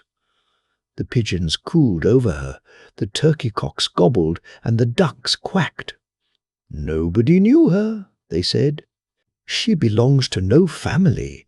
It's pure charity that she is here at all. She has neither a drake father nor a hen mother, and has no descendants. She came of a great family, for all that, but she did not know it, and the old clerk did not know it, though he had so much written down. But one of the old crows knew about it and told about it. She had heard from her own mother and grandmother about poultry Meg's mother and grandmother. And we know the grandmother too. We saw her ride, as child, over the bridge, looking proudly around her, as if the whole world belonged to her, and all the birds. Nests in it. And we saw her on the heath, by the sand dunes, and, last of all, in the ferry house. The granddaughter, the last of her race, had come back to the old home, where the old castle had stood, where the black wild birds were screaming. But she sat among the tame birds, and these knew her and were fond of her. Poultry. Meg had nothing left to wish for. She looked forward with pleasure to her death, and she was old enough to die. "Grave, grave!" cried the crows. "And poultry. Meg has a good grave, which nobody knew except the old crow, if the old crow is not dead already. And now we know the story of the old manor house, of its old proprietors, and of all Poultry Meg's family. She was good for nothing." The mayor stood at the open window. He looked smart, for his shirt frill, in which he had stuck a breastpin, and his ruffles were very fine. He had shaved his chin uncommonly smooth, although he had cut himself slightly, and had stuck a piece of newspaper over the place. "Harkee, youngster!" cried he. The boy to whom he spoke was no other than the son of a poor washerwoman who was just going past the house. He stopped and respectfully took off his cap. The peak of this cap was broken in the middle, so that he could easily roll it up and put it in his pocket.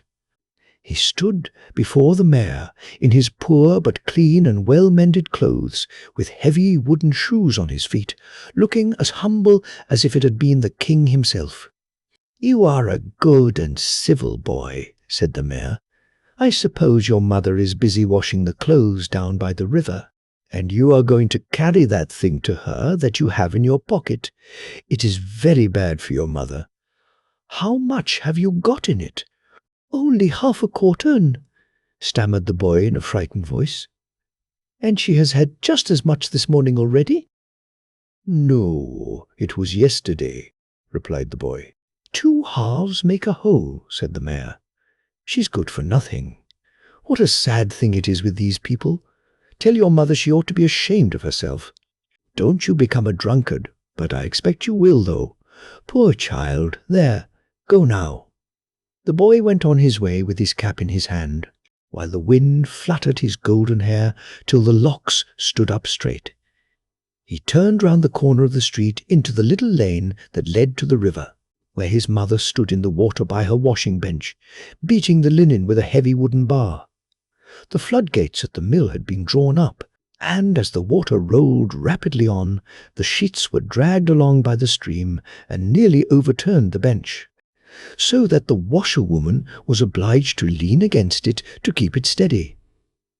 "I have been very nearly carried away," she said. "It is a good thing that you are come, for I want something to strengthen me. It is cold in the water, and I have stood here 6 hours. Have you brought anything for me?" The boy drew the bottle from his pocket, and the mother put it to her lips and drank a little. "Ah, how much good that does, and how it warms me," she said. "It is as good as a hot meal, and not so dear. Drink a little, my boy. You look quite pale. You are shivering in your thin clothes, and autumn has really come. Oh, how cold the water is! I hope I shall not be ill. But no, I must not be afraid of that. Give me a little more, and you may have a sip too, but only a sip. You must not get used to it, my poor dear child." She stepped up to the bridge on which the boy stood as she spoke and came on shore. The water dripped from the straw mat which she had bound round her body, and from her gown. "I work hard and suffer pain with my poor hands," said she, "but I do it willingly, that I may be able to bring you up honestly and truthfully, my dear boy." At the same moment, a woman, rather older than herself, came towards them. She was a miserable-looking object, lame of one leg, and with a large false curl hanging down over one of her eyes, which was blind. This curl was intended to conceal the blind eye, but it made the defect only more visible. She was a friend of the laundress, and was called, among the neighbours, Lame Martha, with the curl. "Oh, you poor thing, how you do work, standing there in the water!" she exclaimed. "You really do need something to give you a little warmth, and yet spiteful people cry out about the few drops you take." And then Martha repeated to the laundress in a very few minutes all that the mare had said to her boy, which she had overheard, and she felt very angry that any man could speak, as he had done, of a mother to her own child about the few drops she had taken, and she was still more angry because on that very day the mayor was going to have a dinner party, at which there would be wine, strong, rich wine, drunk by the bottle. "Many will take more than they ought." "But they don't call that drinking. They are all right. You are good for nothing indeed," cried Martha indignantly.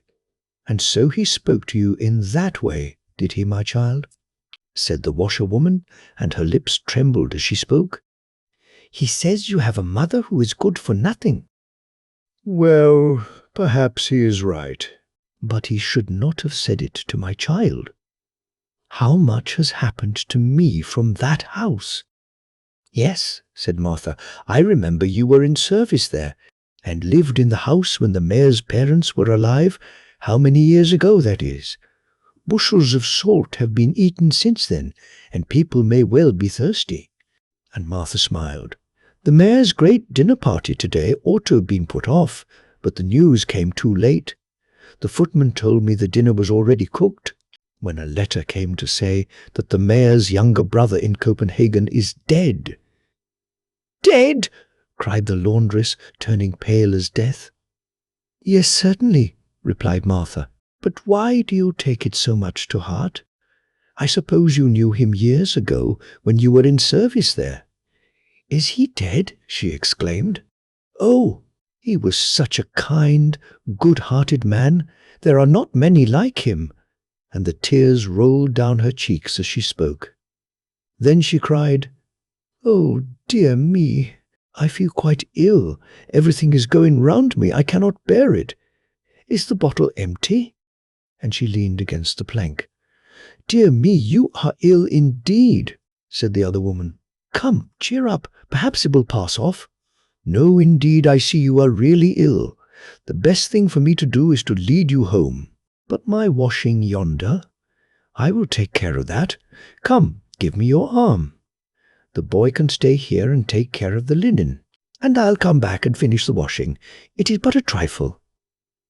The limbs of the laundress shook under her, and she said, "I have stood too long in the cold water, and I have had nothing to eat the whole day since the morning. Oh, kind heaven, help me to get home.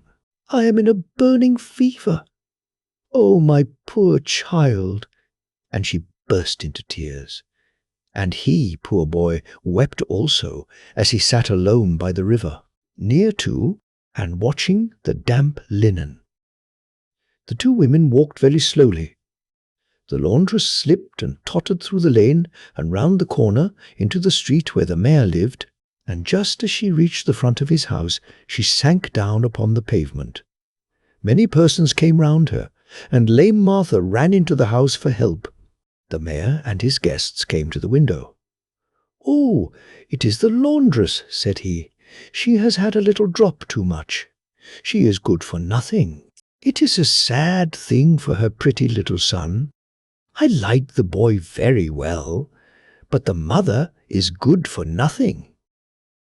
After a while, the laundress recovered herself, and they led her to her poor dwelling and put her to bed. Kind Martha warmed a mug of beer for her, with butter and sugar.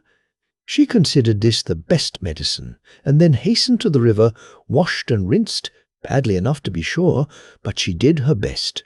Then she drew the linen ashore, wet as it was, and laid it in a basket.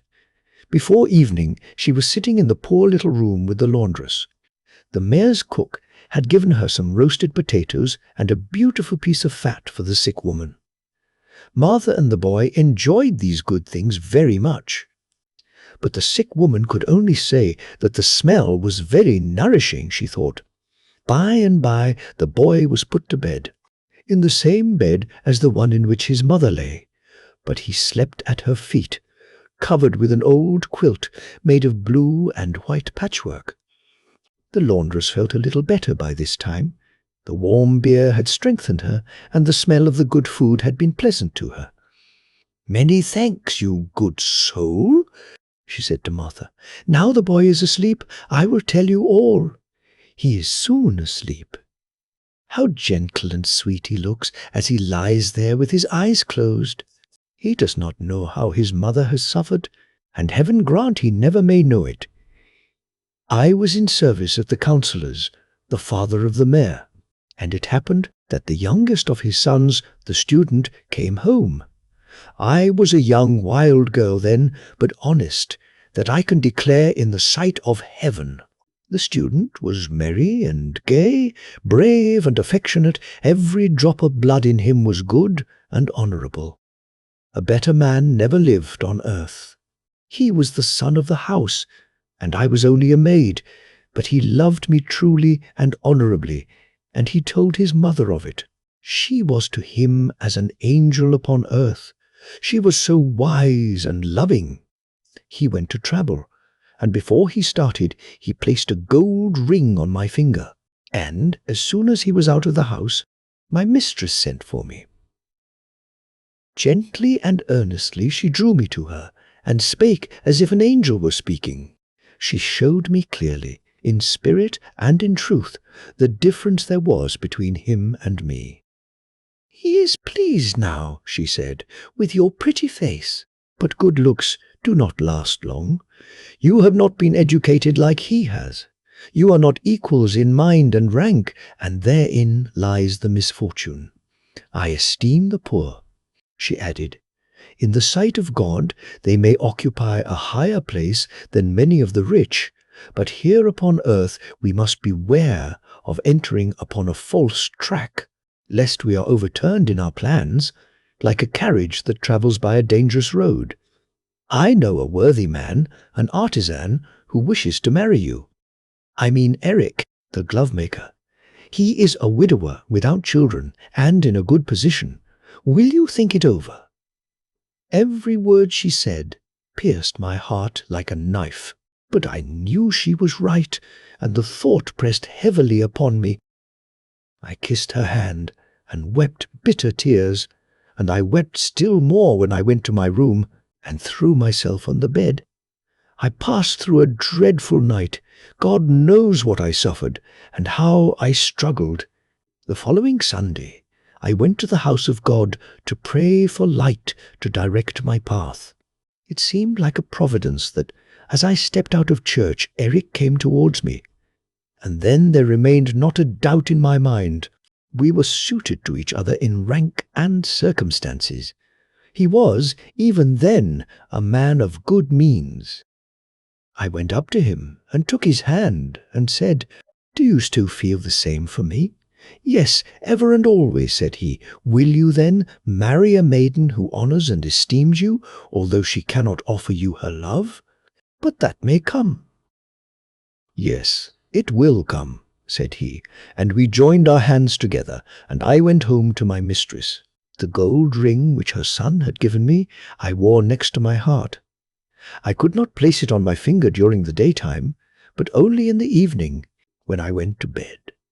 I kissed the ring till my lips almost bled, and then I gave it to my mistress, and told her that the banns were to be put up for me and the glove-maker the following week. Then my mistress threw her arms round me and kissed me. She did not say that I was good for nothing. Very likely I was better then than I am now, but the misfortunes of this world were unknown to me then. At Michaelmas we were married, and for the first year everything went well with us. We had a journeyman and an apprentice, and you were our servant Martha." "Ah, yes, and you were a dear good mistress," said Martha. "I shall never forget how kind you and your husband were to me." "Yes, those were happy years when you were with us, although we had no children at first." The student. "I never met again, yet I saw him once, although he did not see me. He came to his mother's funeral. I saw him, looking pale as death and deeply troubled, standing at her grave, for she was his mother. Some time after, when his father died, he was in foreign lands and did not come home. I know that he never married. I believe he became a lawyer. He had forgotten me, and even had we met, he would not have known me, for I have lost all my good looks, and perhaps that is all for the best." And then she spoke of the dark days of trial when misfortune had fallen upon them. "We had $500, she said, and there was a house in the street to be sold for $200. So we thought it would be worth our while to put it down and build a new one in its place. So it was bought. The builder and carpenter made an estimate that the new house would cost $120 to build. Eric had credit, so he borrowed the money in the chief town. But the captain, who was bringing it to him, was shipwrecked and the money lost. Just about this time, my dear sweet boy, who lies sleeping there, was born, and my husband was attacked with a severe, lingering illness. For 3/4 of a year I was obliged to dress and undress him. We were backward in our payments. We borrowed more money, and all that we had was lost and sold, and then my husband died. Since then I have worked, toiled, and striven for the sake of the child. I have scrubbed and washed both coarse and fine linen, but I have not been able to make myself better off. And it was God's will. In his own time he will take me to himself, but I know he will never forsake my boy." Then she fell asleep. In the morning she felt much refreshed, and strong enough, as she thought, to go on with her work. But as soon as she stepped into the cold water, a sudden faintness seized her. She clutched at the air convulsively with her hand, took one step forward, and fell. Her head rested on dry land, but her feet were in the water. Her wooden shoes, which were only tied on by a wisp of straw, were carried away by the stream. And thus she was found by Martha when she came to bring her some coffee. In the meantime, a messenger had been sent to her house by the mayor to say that she must come to him immediately, as he had something to tell her. It was too late. A surgeon had been sent for to open a vein in her arm, but the poor woman was dead. "She has drunk herself to death," said the cruel mayor. In the letter containing the news of his brother's death, it was stated that he had left in his will a legacy of $600 to the glovemaker's widow, who had been his mother's maid, to be paid with discretion, in large or small sums, to the widow or her child. "There was something between my brother and her, I remember," said the mayor. "It is a good thing that she is out of the way, for now the boy will have the whole. I will place him with honest people to bring him up, that he may become a respectable working man." And the blessing of God rested upon these words. The mayor sent for the boy to come to him, and promised to take care of him, but most cruelly added that it was a good thing that his mother was dead, for she was good for nothing. They carried her to the churchyard in which the poor were buried. Martha strewed sand on the grave and planted a rose tree upon it, and the boy stood by her side. "Oh, my poor mother!" he cried, while the tears rolled down his cheeks. "Is it true what they say, that she was good for nothing?" "No, indeed, it is not true," replied the old servant, raising her eyes to heaven. "She was worth a great deal. I knew it years ago, and since the last night of her life I am more certain of it than ever. I say she was a good and worthy woman, and God, who is in heaven, knows I am speaking the truth, though the world may say even now she was good for nothing. Something. I mean to be somebody, and do something useful in the world," said the eldest of 5 brothers. "I don't care how humble my position is, so that I can only do some good, which will be something. I intend to be a brickmaker. Bricks are always wanted, and I shall be really doing something." "Your something is not enough for me," said the second brother. "What you talk of doing is nothing at all. It is journeyman's work, or might even be done by a machine." "No, I should prefer to be a builder at once. There is something real in that. A man gains a position, he becomes a citizen, has his own sign, his own house of call for his workmen. So I shall be a builder. If all goes well, in time I shall become a master and have my own journeymen, and my wife will be treated as a master's wife. This is what I call something." "I call it all nothing," said the third. "Not in reality any position. There are many in a town far above a master builder in position. You may be an upright man, but even as a master you will only be ranked among common men. I know better what to do than that. I will be an architect, which will place me among those who possess riches and intellect and who speculate in art. I shall certainly have to rise by my own endeavours from a bricklayer's labourer or as a carpenter's apprentice, a lad wearing a paper cap, although I now wear a silk hat. I shall have to fetch beer and spirits for the journeymen, and they will call me thou, which will be an insult. I shall endure it, however, for I shall look upon it all as a mere representation, a masquerade, a mummery, which tomorrow, that is, when I myself as a journeyman shall have served my time, will vanish, and I shall go my way, and all that has passed will be nothing to me. Then I shall enter the academy and get instructed in drawing and be called an architect. I may even attain to rank and have something placed before or after my name, and I shall build as others have done before me. By this there will be always something to make me remembered, and is not that worth living for?" "Not in my opinion," said the fourth. "I will never follow the lead of others, and only imitate what they have done. I will be a genius and become greater than all of you together. I will create a new style of building and introduce a plan for erecting houses suitable to the climate, with material easily obtained in the country, and thus suit national feeling and the developments of the age, besides building a story for my own genius. But supposing the climate and the material are not good for much," said the fifth brother, "that would be very unfortunate for you, and have an influence over your experiments.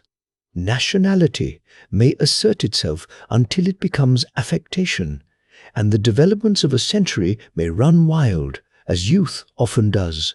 I see clearly that none of you will ever really be anything worth notice, however you may now fancy it.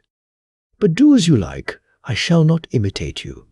I mean to keep clear of all these things and criticize what you do. In every action something imperfect may be discovered, something not right, which I shall make it my business to find out and expose. That will be something, I fancy." And he kept his word and became a critic. People said of this fifth brother, "There is something very precise about him. He has a good headpiece, but he does nothing." And on that very account they thought he must be something. Now, you see, this is a little history which will never end. As long as the world exists, there will always be men like these 5 brothers. And what became of them? Were they each nothing or something?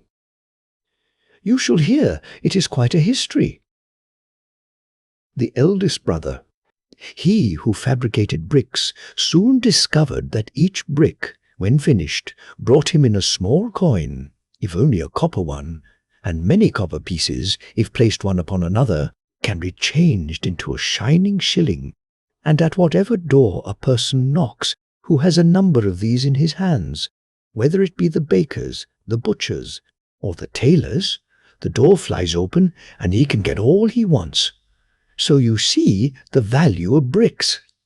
Some of the bricks, however, crumbled to pieces or were broken, but the elder brother found a use for even these. On the high bank of earth, which formed a dyke on the sea-coast, a poor woman named Margaret wished to build herself a house. So all the imperfect bricks were given to her, and a few whole ones with them. For the eldest brother was a kind-hearted man, although he never achieved anything higher than making bricks. The poor woman built herself a little house. It was small and narrow, and the window was quite crooked, the door too low, and the straw roof might have been better thatched. But still, it was a shelter. And from within you could look far over the sea, which dashed wildly against the sea-wall on which the little house was built. The salt waves sprinkled their white foam over it, but it stood firm, and remained long after he who had given the bricks to build it was dead and buried. The second brother, of course, knew better how to build than poor Margaret, for he served an apprenticeship to learn it. When his time was up, he packed up his knapsack and went on his travels singing the journeyman's song. While young, I can wander without a care, and build new houses everywhere. Fair and bright are my dreams of home, always thought of wherever I roam. Hurrah for a workman's life of glee! There's a loved one at home who thinks of me. Home and friends I can ne'er forget, and I mean to be a master yet. And that is what he did. On his return home, he became a master builder, built one house after another in the town, till they formed quite a street, which, when finished, became really an ornament to the town. These houses built a house for him in return, which was to be his own. But how can houses build a house? If the houses were asked, they could not answer, but the people would understand and say, "Certainly the street built his house for him. It was not very large, and the floor was of lime. But when he danced with his bride on the lime-covered floor, it was to him white and shining, and from every stone in the wall flowers seemed to spring forth and decorate the room as with the richest tapestry. It was really a pretty house, and in it were a happy pair." The flag of the corporation fluttered before it, and the journeymen and apprentices shouted, "Hurrah!" He had gained his position, he had made himself something, and at last he died, which was something too. Now we come to the architect. The third brother, who had been first a carpenter's apprentice, had worn a cap and served as an errand boy, but afterwards went to the academy and risen to be an architect, a high and noble gentleman. Ah, yes, the houses of the new street, which the brother who was a master builder erected, may have built his house for him. But the street received its name from the architect, and the handsomest house in the street became his property. That was something, and he was something, for he had a list of titles before and after his name. His children were called Wellborn, and when he died, his widow was treated as a lady of position. And that was something. His name remained always written at the corner of the street, and lived in everyone's mouth as its name. Yes, this also was something. And what about the genius of the family? The fourth brother, who wanted to invent something new and original. He tried to build a lofty story himself, but it fell to pieces, and he fell with it and broke his neck. However, he had a splendid funeral, with the city flags and music in the procession. Flowers were strewn on the pavement, and 3 orations were spoken over his grave, each one longer than the other. He would have liked this very much during his life, as well as the poems about him in the papers, for he liked nothing so well as to be talked of. A monument was also erected over his grave. It was only another story over him, but that was something. Now he was dead, like the three other brothers. The youngest, the critic, outlived them all, which was quite right for him. It gave him the opportunity of having the last word, which to him was of great importance. People always said he had a good headpiece. At last his hour came, and he died, and arrived at the gates of heaven. Souls always enter these gates in pairs, so he found himself standing and waiting for admission with another. And who should it be but old Dame Margaret from the house on the dyke? It is evidently for the sake of contrast that I and this wretched soul should arrive here exactly at the same time, said the critic. Pray, who are you, my good woman? Said he. Do you want to get in here too? And the old woman curtsied as well as she could. She thought it must be St. Peter himself who spoke to her. I am a poor old woman, she said, without my family. I am old Margaret, that lived in the house on the dyke. Well, and what have you done? What great deed have you performed down below? I have done nothing at all in the world that could give me a claim to have these doors open for me, she said. It would be only through mercy that I can be allowed to slip in through the gate. In what manner did you leave the world? He asked, just for the sake of saying something, for it made him feel very weary to stand there and wait. How I left the world, she replied. Why, I can scarcely tell you. During the last years of my life I was sick and miserable, and I was unable to bear creeping out of bed suddenly into the frost and cold. Last winter was a hard winter, but I have got over it all now. There were a few mild days, as your honour no doubt knows. The ice lay thickly on the lake, as far one could see. The people came from the town and walked upon it, and they say they were dancing and skating upon it, I believe, and a great feasting. The sound of beautiful music came into my poor little room where I lay. Towards evening, when the moon rose beautifully, though not yet in her full splendour, I glanced from my bed over the wide sea, and there, just where the sea and sky met, rose a curious white cloud.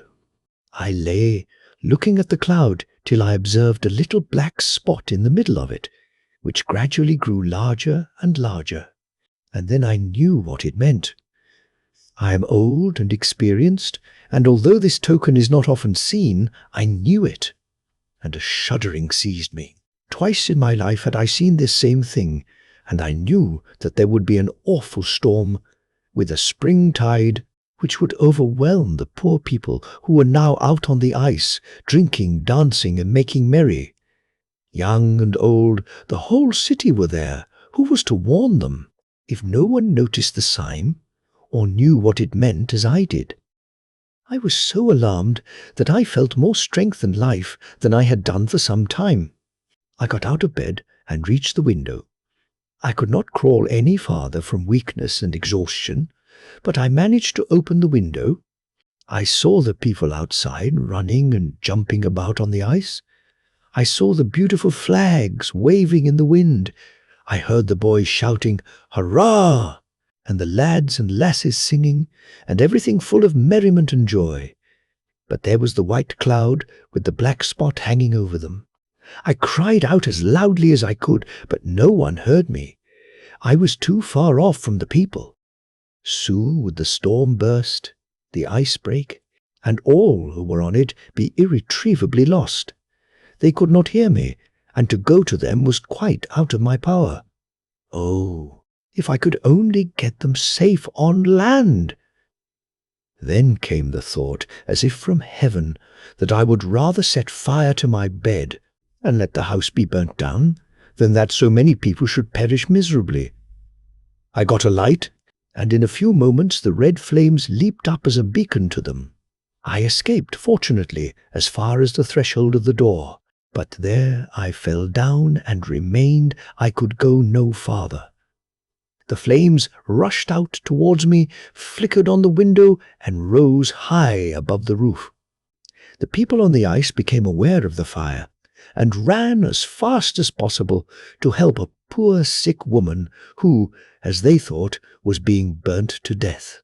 There was not one who did not run.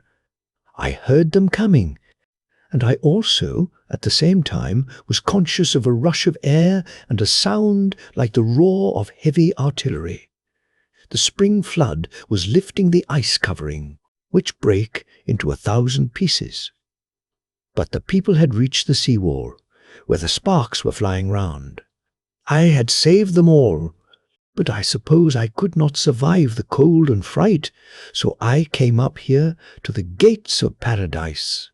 I am told they are open to poor creatures such as I am, and I have now no house left on earth. But I do not think that will give me a claim to be admitted here." Then the gates were opened, and an angel led the old woman in. She had dropped one little straw out of her straw bed when she set it on fire to save the lives of so many. It had been changed into the purest gold, into gold that constantly grew and expanded into flowers and fruit of immortal beauty. "See," said the angel, pointing to the wonderful straw, "this is what the poor woman has brought. What dost thou bring? I know thou hast accomplished nothing, not even made a single brick. Even if thou couldst return, and at least produce so much, very likely, when made, the brick would be useless, unless done with a good will, which is always something. But thou canst not return to earth, and I can do nothing for thee." Then the poor soul, the old mother who had lived in the house on the dike, pleaded for him. She said, "His brother made all the stone and bricks and sent them to me to build my poor little dwelling, which was a great deal to do for a poor woman like me. Could not all these bricks and pieces be as a wall of stone to prevail for him? It is an act of mercy. He is wanting it now, and here is the very fountain of mercy." "Then," said the angel, "thy brother, he who has been looked upon as the meanest of you all, he whose honest deeds to thee appeared so humble, it is he who has sent you this heavenly gift. Thou shalt not be turned away. Thou shalt have permission to stand without the gate and reflect and repent of thy life on earth. But thou shalt not be admitted here until thou hast performed one good deed of repentance, which will indeed for thee be something." I could have expressed that better, thought the critic, but he did not say it aloud, which for him was something after all. "Soup from a sausage skewer." "We had such an excellent dinner yesterday," said an old mouse of the female sex to another who had not been present at the feast. "I sat number 21 below the Mouse King, which was not a bad place. Shall I tell you what we had? Everything was first rate. Mouldy bread, tallow candle, and sausage. And then, when we had finished that course, the same came on all over again. It was as good as 2 feasts.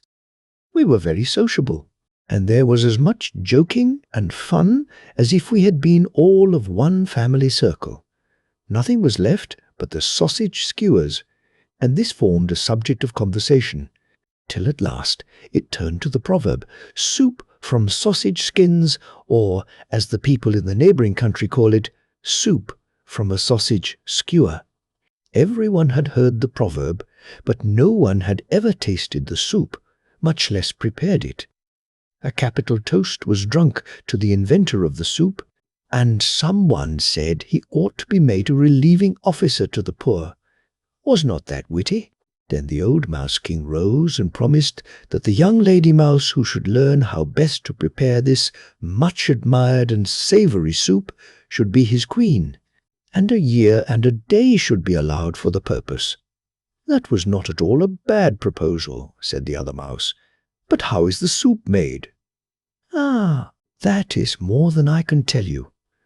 All the young lady mice were asking the same question. They wished very much to be queen, but they did not want to take the trouble of going out into the world to learn how to make soup, which was absolutely necessary to be done first. But it is not everyone who would care to leave her family or her happy corner by the fireside at home, even to be made queen.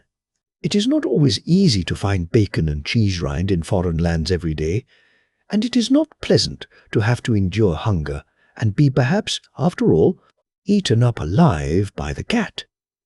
Most probably some such thoughts as these discouraged the majority from going out into the world to collect the required information. Only 4 mice gave notice that they were ready to set out on the journey. They were young and lively, but poor. Each of them wished to visit one of the 4 divisions of the world, so that it might be seen which was the most favoured by fortune. Everyone took a sausage skewer as a traveller's staff, and to remind them of the object of their journey. They left home early in May, and none of them returned till the 1st of May in the following year, and then only 3 of them. Nothing was seen or heard of the 4th, although the day of decision was close at hand. "Ah, yes, there is always some trouble mixed up with the greatest pleasure," said the Mouse King, but he gave orders that all the mice within a circle of many miles should be invited at once. They were to assemble in the kitchen, and the 3 travelled mice were to stand in a row before them, while a sausage skewer covered with crepe was to be stuck up instead of the missing mouse. No one dared to express an opinion until the king spoke and desired one of them to go on with her story. And now we shall hear what she said. The angel. Whenever a good child dies, an angel of God comes down from heaven, takes the dead child in his arms, spreads out his great white wings, and flies with him over all the places which the child had loved during his life. Then he gathers a large handful of flowers, which he carries up to the Almighty, that they may bloom more brightly in heaven than they do on earth. And the Almighty presses the flowers to his heart, but he kisses the flower that pleases him best, and it receives a voice, and is able to join the song of the chorus of bliss. These words were spoken by an angel of God, as he carried a dead child up to heaven, and the child listened as if in a dream. Then they passed over well-known spots, where the little one had often played, and through beautiful gardens full of lovely flowers. "Which of these shall we take with us to heaven to be transplanted there?" asked the angel. Close by grew a slender, beautiful rose bush, but some wicked hand had broken the stem, and the half-opened rosebuds hung faded and withered on the trailing branches. "Poor rosebush," said the child. "Let us take it with us to heaven, that it may bloom above in God's garden." The angel took up the rosebush. Then he kissed the child, and the little one half opened his eyes. The angel gathered also some beautiful flowers, as well as a few humble buttercups and heartsease. "Now we have flowers enough," said the child, but the angel only nodded. He did not fly upward to heaven. It was night, and quite still in the great town. Here they remained, and the angel hovered over a small, narrow street, in which lay a large heap of straw, ashes and sweepings from the houses of people who had removed. There lay fragments of plates, pieces of plaster, rags, old hats, and other rubbish, not pleasant to see. Amidst all this confusion, the angel pointed to the pieces of a broken flower pot and to a lump of earth which had fallen out of it. The earth had been kept from falling to pieces by the roots of a withered field flower, which had been thrown amongst the rubbish. "We will take this with us," said the angel. "I will tell you why as we fly along." And as they flew, the angel related the history. Down in that narrow lane, in a low cellar, lived a poor sick boy. He had been afflicted from his childhood, and even in his best days he could just manage to walk up and down the room on crutches once or twice, but no more. During some days in summer, The sunbeams would lie on the floor of the cellar for about half an hour. In this spot, the poor sick boy would sit warming himself in the sunshine, and watching the red blood through his delicate fingers as he held them before his face. Then he would say he had been out, yet he knew nothing of the green forest in its spring verdure, till a neighbour's son brought him a green bough from a beech tree. This he would place over his head, and fancy that he was in the beechwood while the sun shone, and the birds carolled gaily. One spring day the neighbour's boy brought him some field flowers, and among them was one to which the root still adhered. This he carefully planted in a flower pot, and placed in a window seat near his bed. And the flower had been planted by a fortunate hand, for it grew, put forth fresh shoots, and blossomed every year. It became a splendid flower garden to the sick boy, and his little treasure upon earth. He watered it and cherished it, and took care it should have the benefit of every sunbeam that found its way into the cellar, from the earliest morning ray to the evening sunset. The flower entwined itself even in his dreams. For him it bloomed, for him spread its perfume. And it gladdened his eyes, and to the flower he turned, even in death, when the Lord called him. He has been 1 year with God. During that time the flower has stood in the window, withered and forgotten, till at length cast out among the sweepings into the street on the day of the lodger's removal. And this poor flower, withered and faded as it is, we have added to our nosegay because it gave more real joy than the most beautiful flower in the garden of a queen. But how do you know all this? Asked the child whom the angel was carrying to heaven. I know it, said the angel, because I myself was the poor sick boy who walked upon crutches, and I know my own flower well. Then the child opened his eyes and looked into the glorious, happy face of the angel, and at the same moment they found themselves in that heavenly home where all is happiness and joy.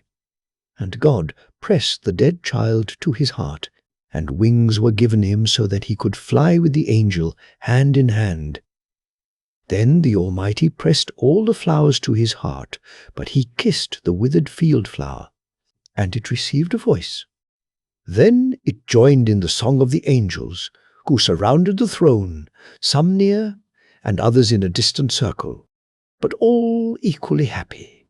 They all joined in the chorus of praise, both great and small, the good, happy child, and the poor field flower, that once lay withered and cast away on a heap of rubbish in a narrow, dark street, the beetle who went on his travels.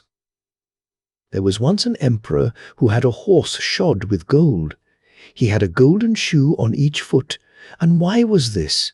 He was a beautiful creature with slender legs, bright, intelligent eyes, and a mane that hung down over his neck like a veil. He had carried his master through fire and smoke in the battlefield, with the bullets whistling round him.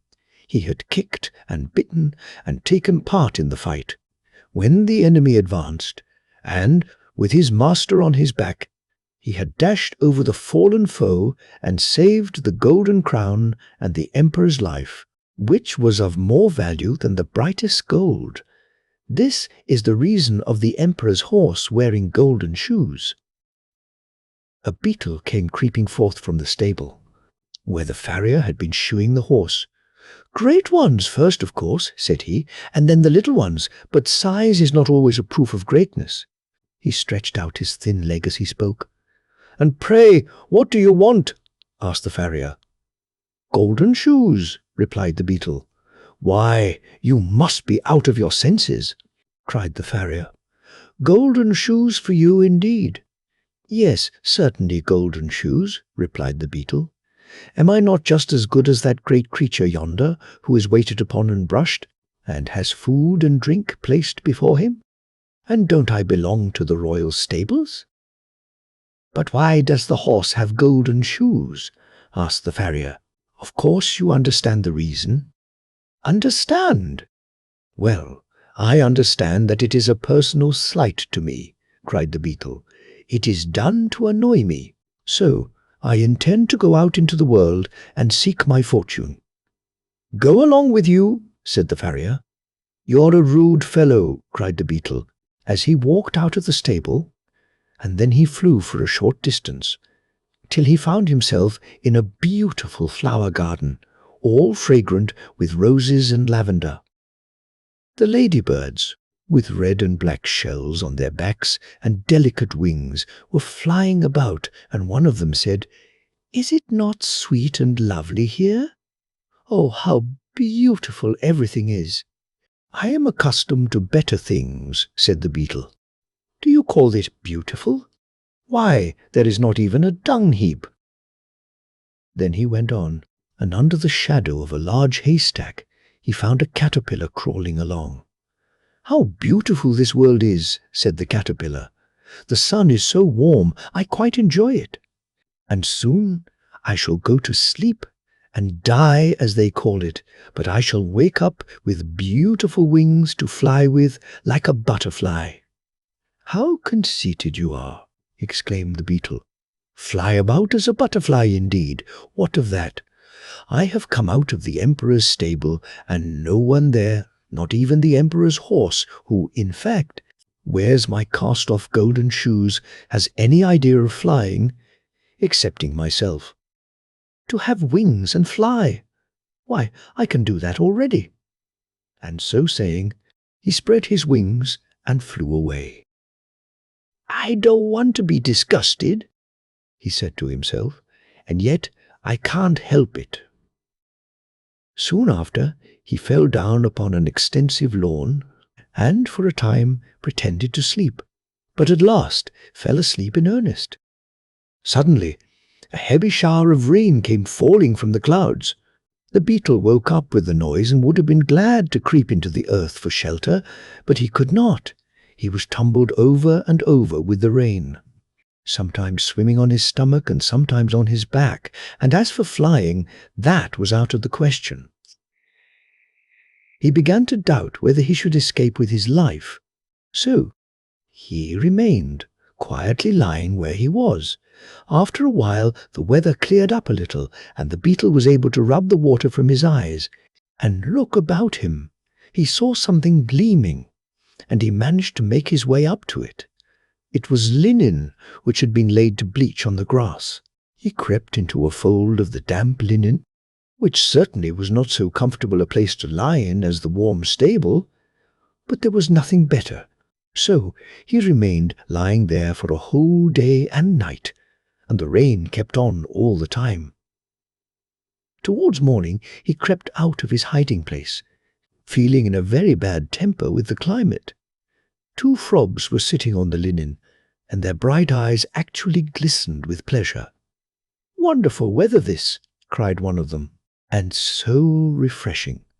This linen holds the water together so beautifully that my hind legs quiver as if I were going to swim." "I should like to know," said another, "if the swallow who flies so far in her many journeys to foreign lands ever met with a better climate than this. What delicious moisture! It is as pleasant as lying in a wet ditch.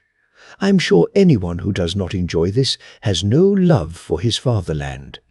"Have you ever been in the emperor's stable?" asked the beetle. "There the moisture is warm and refreshing. That's the climate for me, but I could not take it with me on my travels. Is there not even a dunghill here in this garden, where a person of rank, like myself, could take up his abode and feel at home?" But the frogs either did not or would not understand him. "I never ask a question twice," said the beetle.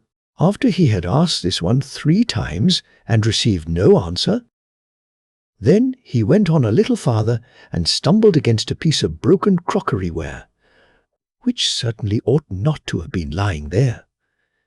But as it was there, it formed a good shelter against wind and weather to several families of earwigs who dwelt in it. Their requirements were not many. They were very sociable and full of affection for their children. so much so that each mother considered her own child the most beautiful and clever of them all. "Our dear son has engaged himself," said one mother. "Dear innocent boy. His greatest ambition is that he may one day creep into a clergyman's ear. That is a very artless and lovable wish, and being engaged will keep him steady. What happiness for a mother!" "Our son," said another, "had scarcely crept out of the egg when he was off on his travels. He is all life and spirits. I expect he will wear out his horns with running." How charming this is for a mother, is it not, Mr. Beetle? For she knew the stranger by his horny coat. "You are both quite right," said he. So they begged him to walk in, that is to come as far as he could, under the broken piece of earthenware. "Now you shall also see my little earwigs," said a third and a fourth mother. "They are lovely little things, and highly amusing. They are never ill-behaved, except when they are uncomfortable in their inside, which, unfortunately, often happens at their age." Thus each mother spoke of her baby, and their babies talked after their own fashion, and made use of the little nippers they have in their tails to nip the beard of the beetle. "They are always busy about something, the little rogues," said the mother, beaming with maternal pride, but the beetle felt it a bore, and he therefore inquired the way to the nearest dung-heap. "That is quite out in the great world, on the other side of the ditch," answered an earwig. "I hope none of my children will ever go so far. It would be the death of me." "But I shall try to get so far," said the beetle, and he walked off without taking any formal leave, which is considered a polite thing to do. When he arrived at the ditch, he met several friends, all them beetles. "We live here," they said, "and we are very comfortable. May we ask you to step down into this rich mud? You must be fatigued after your journey." "Certainly," said the beetle. "I shall be most happy. I have been exposed to the rain, and have had to lie upon linen, and cleanliness is a thing that greatly exhausts me. I have also pains in one of my wings from standing in the draught under a piece of broken crockery. It is really quite refreshing to be with one's own kindred again." "Perhaps you came from a dung-heap," observed the oldest of them. "No, indeed, I came from a much grander place," replied the beetle. "I came from the emperor's stable, where I was born, with golden shoes on my feet. I am traveling on a secret embassy, but you must not ask me any questions, for I cannot betray my secret." Then the beetles stepped down into the rich mud, where sat 3 young lady beetles who tittered because they did not know what to say. "None of them are engaged yet," said their mother, and the beetle maidens tittered again, this time quite in confusion. "I have never seen greater beauties, even in the royal stables," exclaimed the beetle, who was now resting himself. "Don't spoil my girls," said the mother, "and don't talk to them, pray, unless you have serious intentions." But of course the beetle's intentions were serious, and after a while our friend was engaged. The mother gave them her blessing, and all the other beetles cried, "Hurrah!" Immediately after the betrothal came the marriage, for there was no reason to delay. The following day passed very pleasantly, and the next was tolerably comfortable. But on the third, it became necessary for him to think of getting food for his wife, and, perhaps, for children. "I have allowed myself to be taken in," said our beetle to himself, "and now there's nothing to be done but to take them in return." No sooner said than done. Away he went, and stayed away all day and all night, and his wife remained behind a forsaken widow.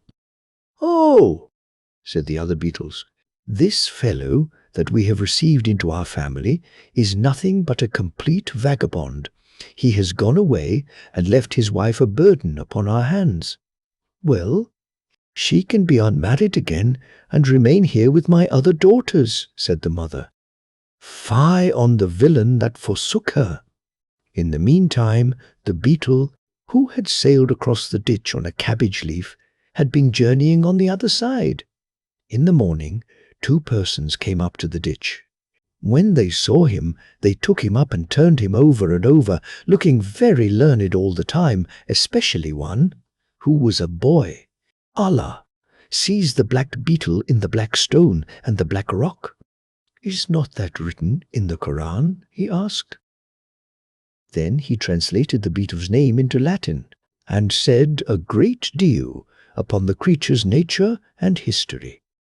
The second person, who was older and a scholar, proposed to carry the beetle home, as they wanted just such good specimens as this.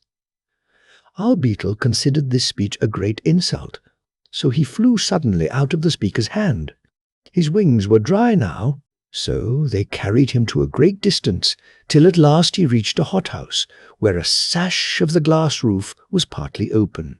So he quietly slipped in and buried himself in the warm earth. "It is very comfortable here," he said to himself, and soon after fell asleep. Then he dreamed that the emperor's horse was dying, and had left him his golden shoes, and also promised that he should have 2 more. All this was very delightful, and when the beetle woke up, he crept forth and looked around him. What a splendid place the hothouse was! At the back, large palm trees were growing, and the sunlight made the leaves look quite glossy. And beneath them, what a profusion of luxuriant green, and of flowers red like flame, yellow as amber, or white as new.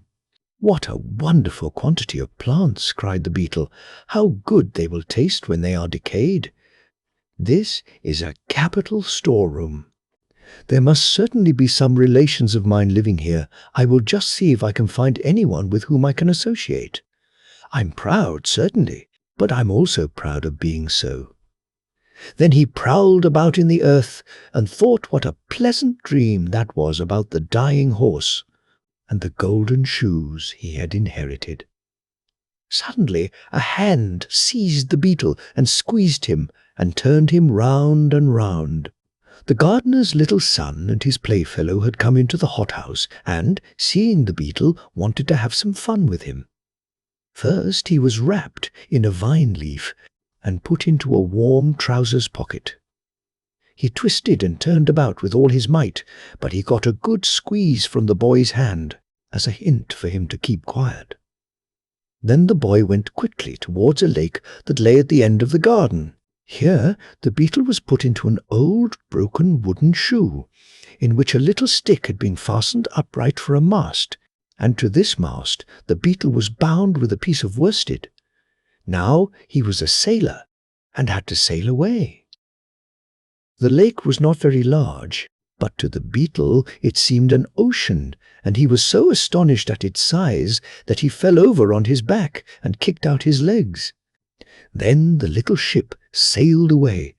Sometimes the current of the water seized it, but whenever it went too far from the shore, one of the boys turned up his trousers and went in after it and brought it back to land. But at last, just as it went merrily out again, the 2 boys were called, and so angrily that they hastened to obey, and ran away as fast as they could from the pond, so that the little ship was left to its fate. It was carried away farther and farther from the shore, till it reached the open sea. This was a terrible prospect for the beetle, for he could not escape in consequence of being bound to the mast. Then a fly came and paid him a visit. "What beautiful weather!" said the fly. "I shall rest here and sun myself. You must have a pleasant time of it." "You speak without knowing the facts," replied the beetle. "Don't you see that I am a prisoner?" "Ah, but I'm not a prisoner," remarked the fly, and away he flew. "Well, now I know the world," said the beetle to himself. "It's an abominable world. I'm the only respectable person in it. First they refuse me my golden shoes, then I have to lie on damp linen, and to stand in a draught, and to crown all, they fasten a wife upon me. Then, when I have made a step forward in the world and found out a comfortable position, just as I could wish it to be, One of these human boys comes and ties me up, and leaves me to the mercy of the wild waves, while the emperor's favorite horse goes prancing about proudly on his golden shoes. This vexes me more than anything, but it is useless to look for sympathy in this world. My career has been very interesting, but what's the use of that if nobody knows anything about it? The world does not deserve to be made acquainted with my adventures, for it ought to have given me golden shoes when the emperor's horse was shod, and I stretched out my feet to be shod too. If I had received golden shoes, I should have been an ornament to the stable. Now I am lost to the stable and to the world. It is all over with me. But all was not yet over. A boat, in which were a few young girls, came rowing up. "Look, yonder is an old wooden shoe sailing along," said one of the younger girls. "And there's a poor little creature bound fast in it," said another. The boat now came close to our beetle's ship, and the young girls fished it out of the water. One of them drew a small pair of scissors from her pocket and cut the worsted without hurting the beetle, and when she stepped on shore, she placed him on the grass. "There," she said, "creep away, or fly if thou canst. It is a splendid thing to have thy liberty." Away flew the beetle, straight through the open window of a large building. There he sank down, tired and exhausted, exactly on the mane of the emperor's favorite horse, who was standing in his stable, and the beetle found himself at home again. For some time he clung to the mane, that he might recover himself. "Well," he said, "here I am, seated on the emperor's favorite horse, sitting upon him as if I were the emperor himself. But what was it the farrier asked me? Ah, I remember now. That's a good thought. He asked me why the golden shoes were given to the horse. The answer is quite clear to me now. They were given to the horse on my account." And this reflection put the beetle into a good temper. The sun's rays also came streaming into the stable and shone upon him, and made the place lively and bright. "Travelling expands the mind very much," said the beetle. "The world is not so bad after all, if you know how to take things as they come." The Bell. In the narrow streets of a large town, people often heard in the evening when the sun was setting, and his last rays gave a golden tint to the chimney-pots, a strange noise which resembled the sound of a church bell. It only lasted an instant, for it was lost in the continual roar of traffic and hum of voices which rose from the town. "The evening bell is ringing," people used to say. "The sun is setting." Those who walked outside the town, where the houses were less crowded and interspersed by gardens and little fields, saw the evening sky much better, and heard the sound of the bell much more clearly. It seemed as though the sound came from a church, deep in the calm, fragrant wood, and thither people looked with devout feelings. A considerable time elapsed. One said to the other, "I really wonder if there is a church out in the wood. The bell has indeed a strange, sweet sound. Shall we go there and see what the cause of it is?" The rich drove, the poor walked, but the way seemed to them extraordinarily long, and when they arrived at a number of willow trees on the border of the wood, they sat down, looked up into the great branches, and thought they were now really in the wood. A confectioner from the town also came out and put up a stall there. Then came another confectioner, who hung a bell over his stall, which was covered with pitch to protect it from the rain. But the clapper was wanting. When people came home, they used to say that it had been very romantic, and that really means something else than merely taking tea. 3 persons declared that they had gone as far as the end of the wood. They had always heard the strange sound, but there it seemed to them as if it came from the town.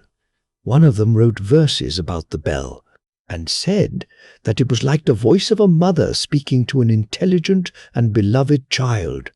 No tune, he said, was sweeter than the sound of the bell. The emperor of the country heard of it, and declared that he who would really find out where the sound came from should receive the title of bell ringer to the world, even if there was no bell at all.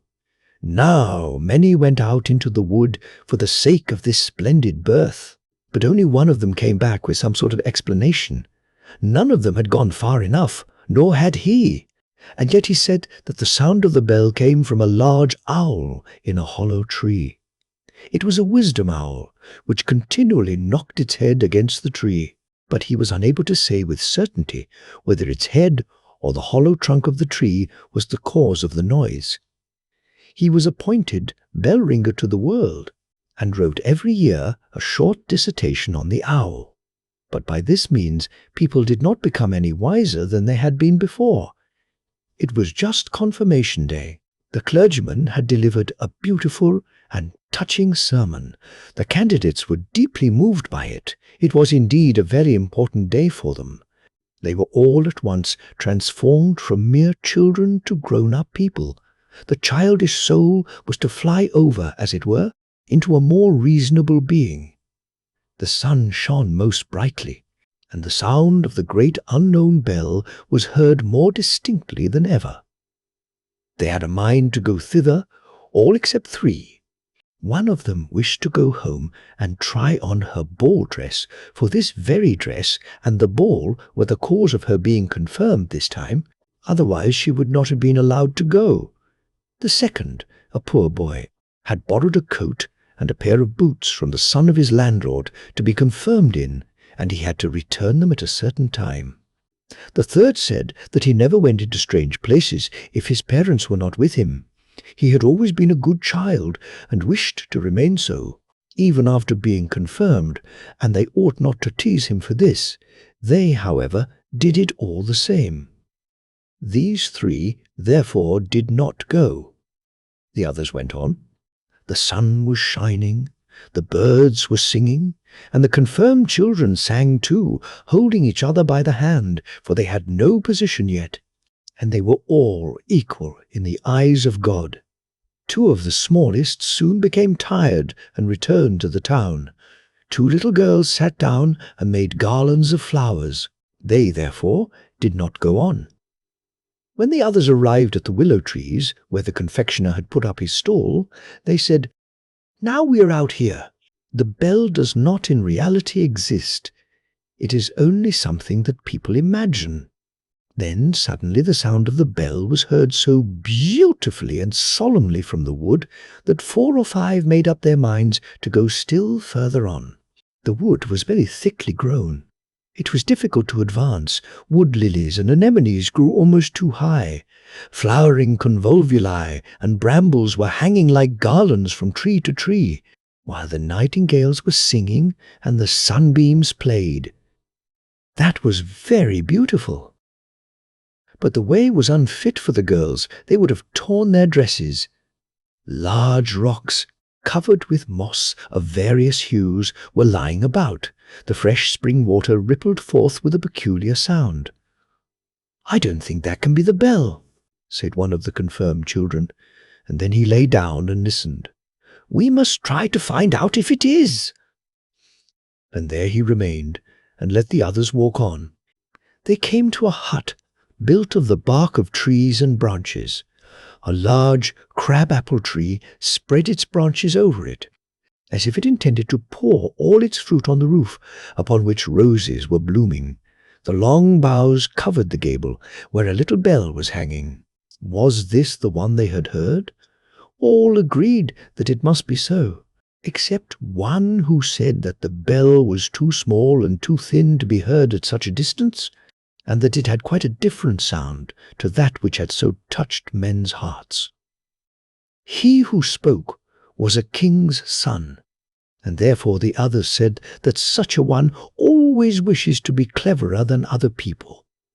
Therefore they let him go alone, and as he walked on, the solitude of the wood produced a feeling of reverence in his breast, but still he heard the little bell about which the others rejoiced, and sometimes, when the wind blew in that direction, he could hear the sounds from the confectioner's stall, where the others were singing at tea. But the deep sounds of the bell were much stronger. Soon it seemed to him as if an organ played an accompaniment. The sound came from the left, from the side where the heart is. Now, something rustled among the bushes, and a little boy stood before the king's son, in wooden shoes and such a short jacket that the sleeves did not reach to his wrists. They knew each other. The boy was the one who had not been able to go with them because he had to take the coat and boots back to his landlord's son. That he had done, and had started again in his wooden shoes and old clothes, for the sound of the bell was too enticing. He felt he must go on. "We might go together," said the king's son.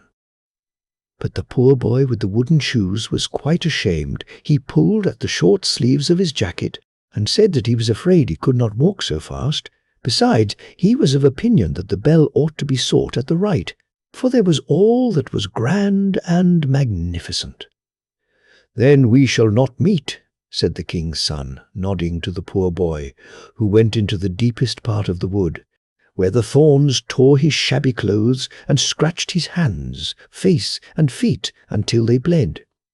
The king's son also received several good scratches, but the sun was shining on his way, and it is he whom we will now follow, for he was a quick fellow. "I will and must find the bell," he said, "if I have to go to the end of the world." Ugly monkeys sat high in the branches and clenched their teeth. "Shall we beat him?" they said. "Shall we thrash him? He is a king's son." But he walked on, undaunted, deeper and deeper into the wood, where the most wonderful flowers were growing. There were standing white star lilies with blood-red stamens, sky-blue tulips shining when the wind moved them, apple trees covered with apples like large glittering soap bubbles. Only think how resplendent these trees were in the sunshine. All around were beautiful green meadows, where hart and hind played in the grass. There grew magnificent oaks and beech trees, and if the bark was split of any of them, long blades of grass grew out of the clefts. There were also large smooth lakes in the wood, on which the swans were swimming about and flapping their wings. The king's son often stood still and listened. Sometimes he thought that the sound of the bell rose up to him out of one of these deep lakes, but soon he found that this was a mistake, and that the bell was ringing still farther in the wood. Then the sun set. The clouds were as red as fire. It became quiet in the wood. He sank down on his knees, sang an evening hymn, and said, "I shall never find what I am looking for." Now the sun is setting, and the dark night, is approaching. Yet I may perhaps see the round sun once more before he disappears beneath the horizon. I will climb up these rocks. They are as high as the highest trees. And then, taking hold of the creepers and roots, he climbed up on the wet stones where water snakes were wriggling and the toads, as it were, barked at him. He reached the top before the sun, seen from such a height, had quite set. Oh, what a splendor! The sea, the great majestic sea, which was rolling its long waves against the shore, stretched out before him, and the sun was standing like a large bright altar. And there, where sea and heaven met, all melted together in the most glowing colors, the wood was singing, and his heart too. The whole of nature was one large holy church, in which the trees and hovering clouds formed the pillars, the flowers and grass, the woven velvet carpet, and heaven itself was the great cupola.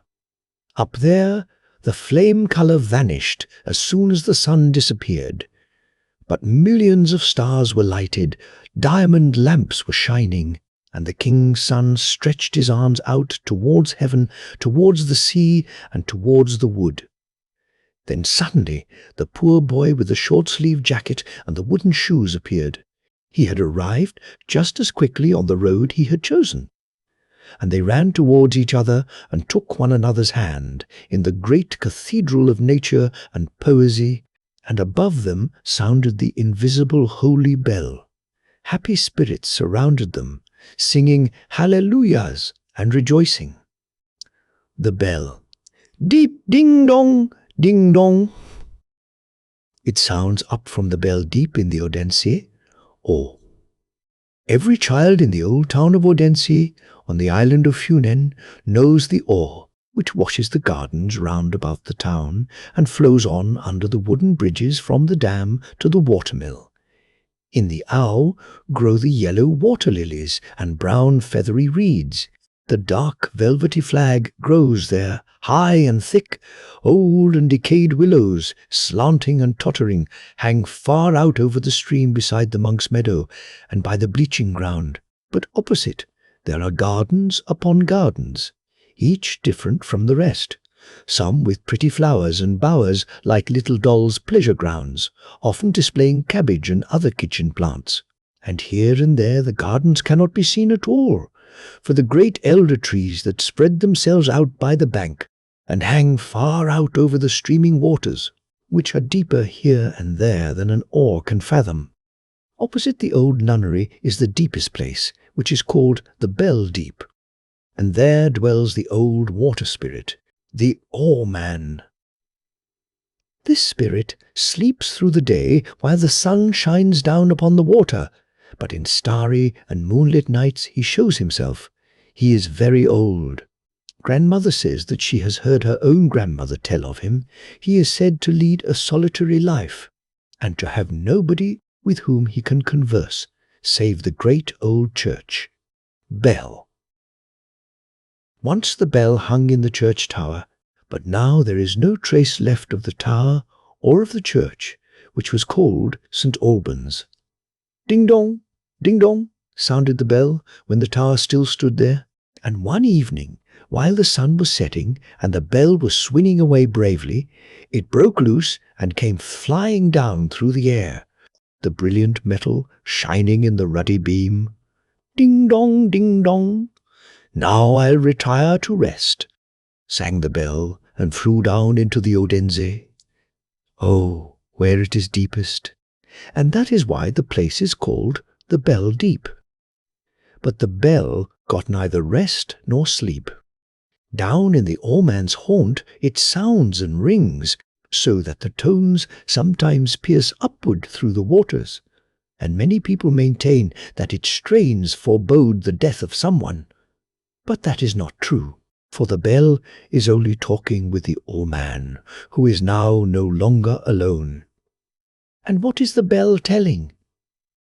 It is old, very old, as we have already observed. It was there long before grandmother's grandmother was born, and yet it is but a child in comparison with the oarman, who is quite an old, quiet personage, an oddity, with his hose of eel skin, and his scaly jacket with the yellow lilies for buttons, and a wreath of reed in his hair, and seaweed in his beard, but he looks very pretty for all that. What the bell tells. To repeat it all would require years and days, for year by year it is telling the old stories, sometimes short ones, sometimes long ones according to its whim. It tells of old times, of the dark, hard times. Thus, in the church of St. Alban, the monk had mounted up into the tower. He was young and handsome, but thoughtful exceedingly. He looked through the loophole out upon the Odense, when the bed of the water was yet broad, and the monk's meadow was still a lake. He looked out over it, and over the rampart, and over the nuns' hill opposite, where the convent lay, and the light gleamed forth from the nun's cell. He had known the nun right well, and he thought of her, and his heart beat quicker as he thought, ding dong, ding dong. Yes, this was the story the bell told. Into the tower came also the dapper manservant of the bishop, and when I, the bell, who were made of metal, rang hard and loud and swung to and fro, I might have beaten out his brains. He sat down close under me, and played with two little sticks as if they had been a stringed instrument, and he sang to it. Now I may sing it out aloud, though at other times I may not whisper it. I may sing of everything that is kept concealed behind lock and bars. Yonder it is cold and wet. The rats are eating her up alive. Nobody knows of it. Nobody hears of it. Not even now, for the bell is ringing and singing its loud ding-dong, ding-dong. There was a king in those days. They called him Canute. He bowed himself before bishop and monk, but when he offended the free peasants with heavy taxes and hard words, they seized their weapons and put him to flight like a wild beast. He sought shelter in the church and shut gate and door behind him. The violent band surrounded the church. I heard tell of it. The crows, ravens, and magpies started up in terror at the yelling and shouting that sounded around. They flew into the tower and out again. They looked down upon the throng below, and they also looked into the windows of the church and screamed out aloud what they saw there. King Canute knelt before the altar in prayer. His brothers Eric and Benedict stood by him as a guard with drawn swords. But the king's servant, the treacherous Blake, betrayed his master. The throng in front of the church knew where they could hit the king, and one of them flung a stone through a pane of glass, and the king lay there dead. The cries and screams of the savage horde and of the birds sounded through the air, and I joined in it also, for I sang ding-dong, ding-dong. The church bell hangs high, and looks far around, and sees the birds around it, and understands their language. The wind roars in upon it through windows and loopholes, and the wind knows everything, for he gets it from the air, which encircles all things, and the church bell understands his tongue, and rings it out into the world, ding-dong, ding-dong. But it was too much for me to hear and to know. I was not able any longer to ring it out. I became so tired, so heavy, that the beam broke, and I flew out into the gleaming Ool, where the water is deepest, and where the Oolman lives, solitary and alone. And year by year I tell him what I have heard and what I know. Ding-dong, ding-dong. Thus it sounds complainingly out of the bell, deep in the Odense. Ow, that is what grandmother told us.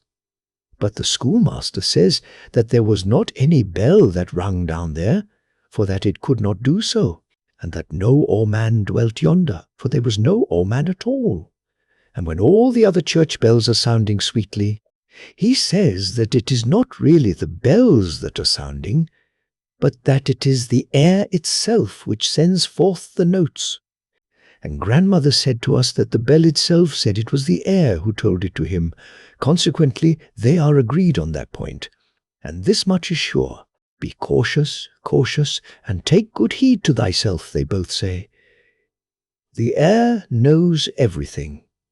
It is around us, it is in us, it talks of our thoughts and of our deeds, and it speaks longer of them than does the bell down in the depths of the Odense, or where the oarman dwells. It rings it out in the vault of heaven, far, far out, forever and ever, till the heaven bells sound ding-dong, ding-dong,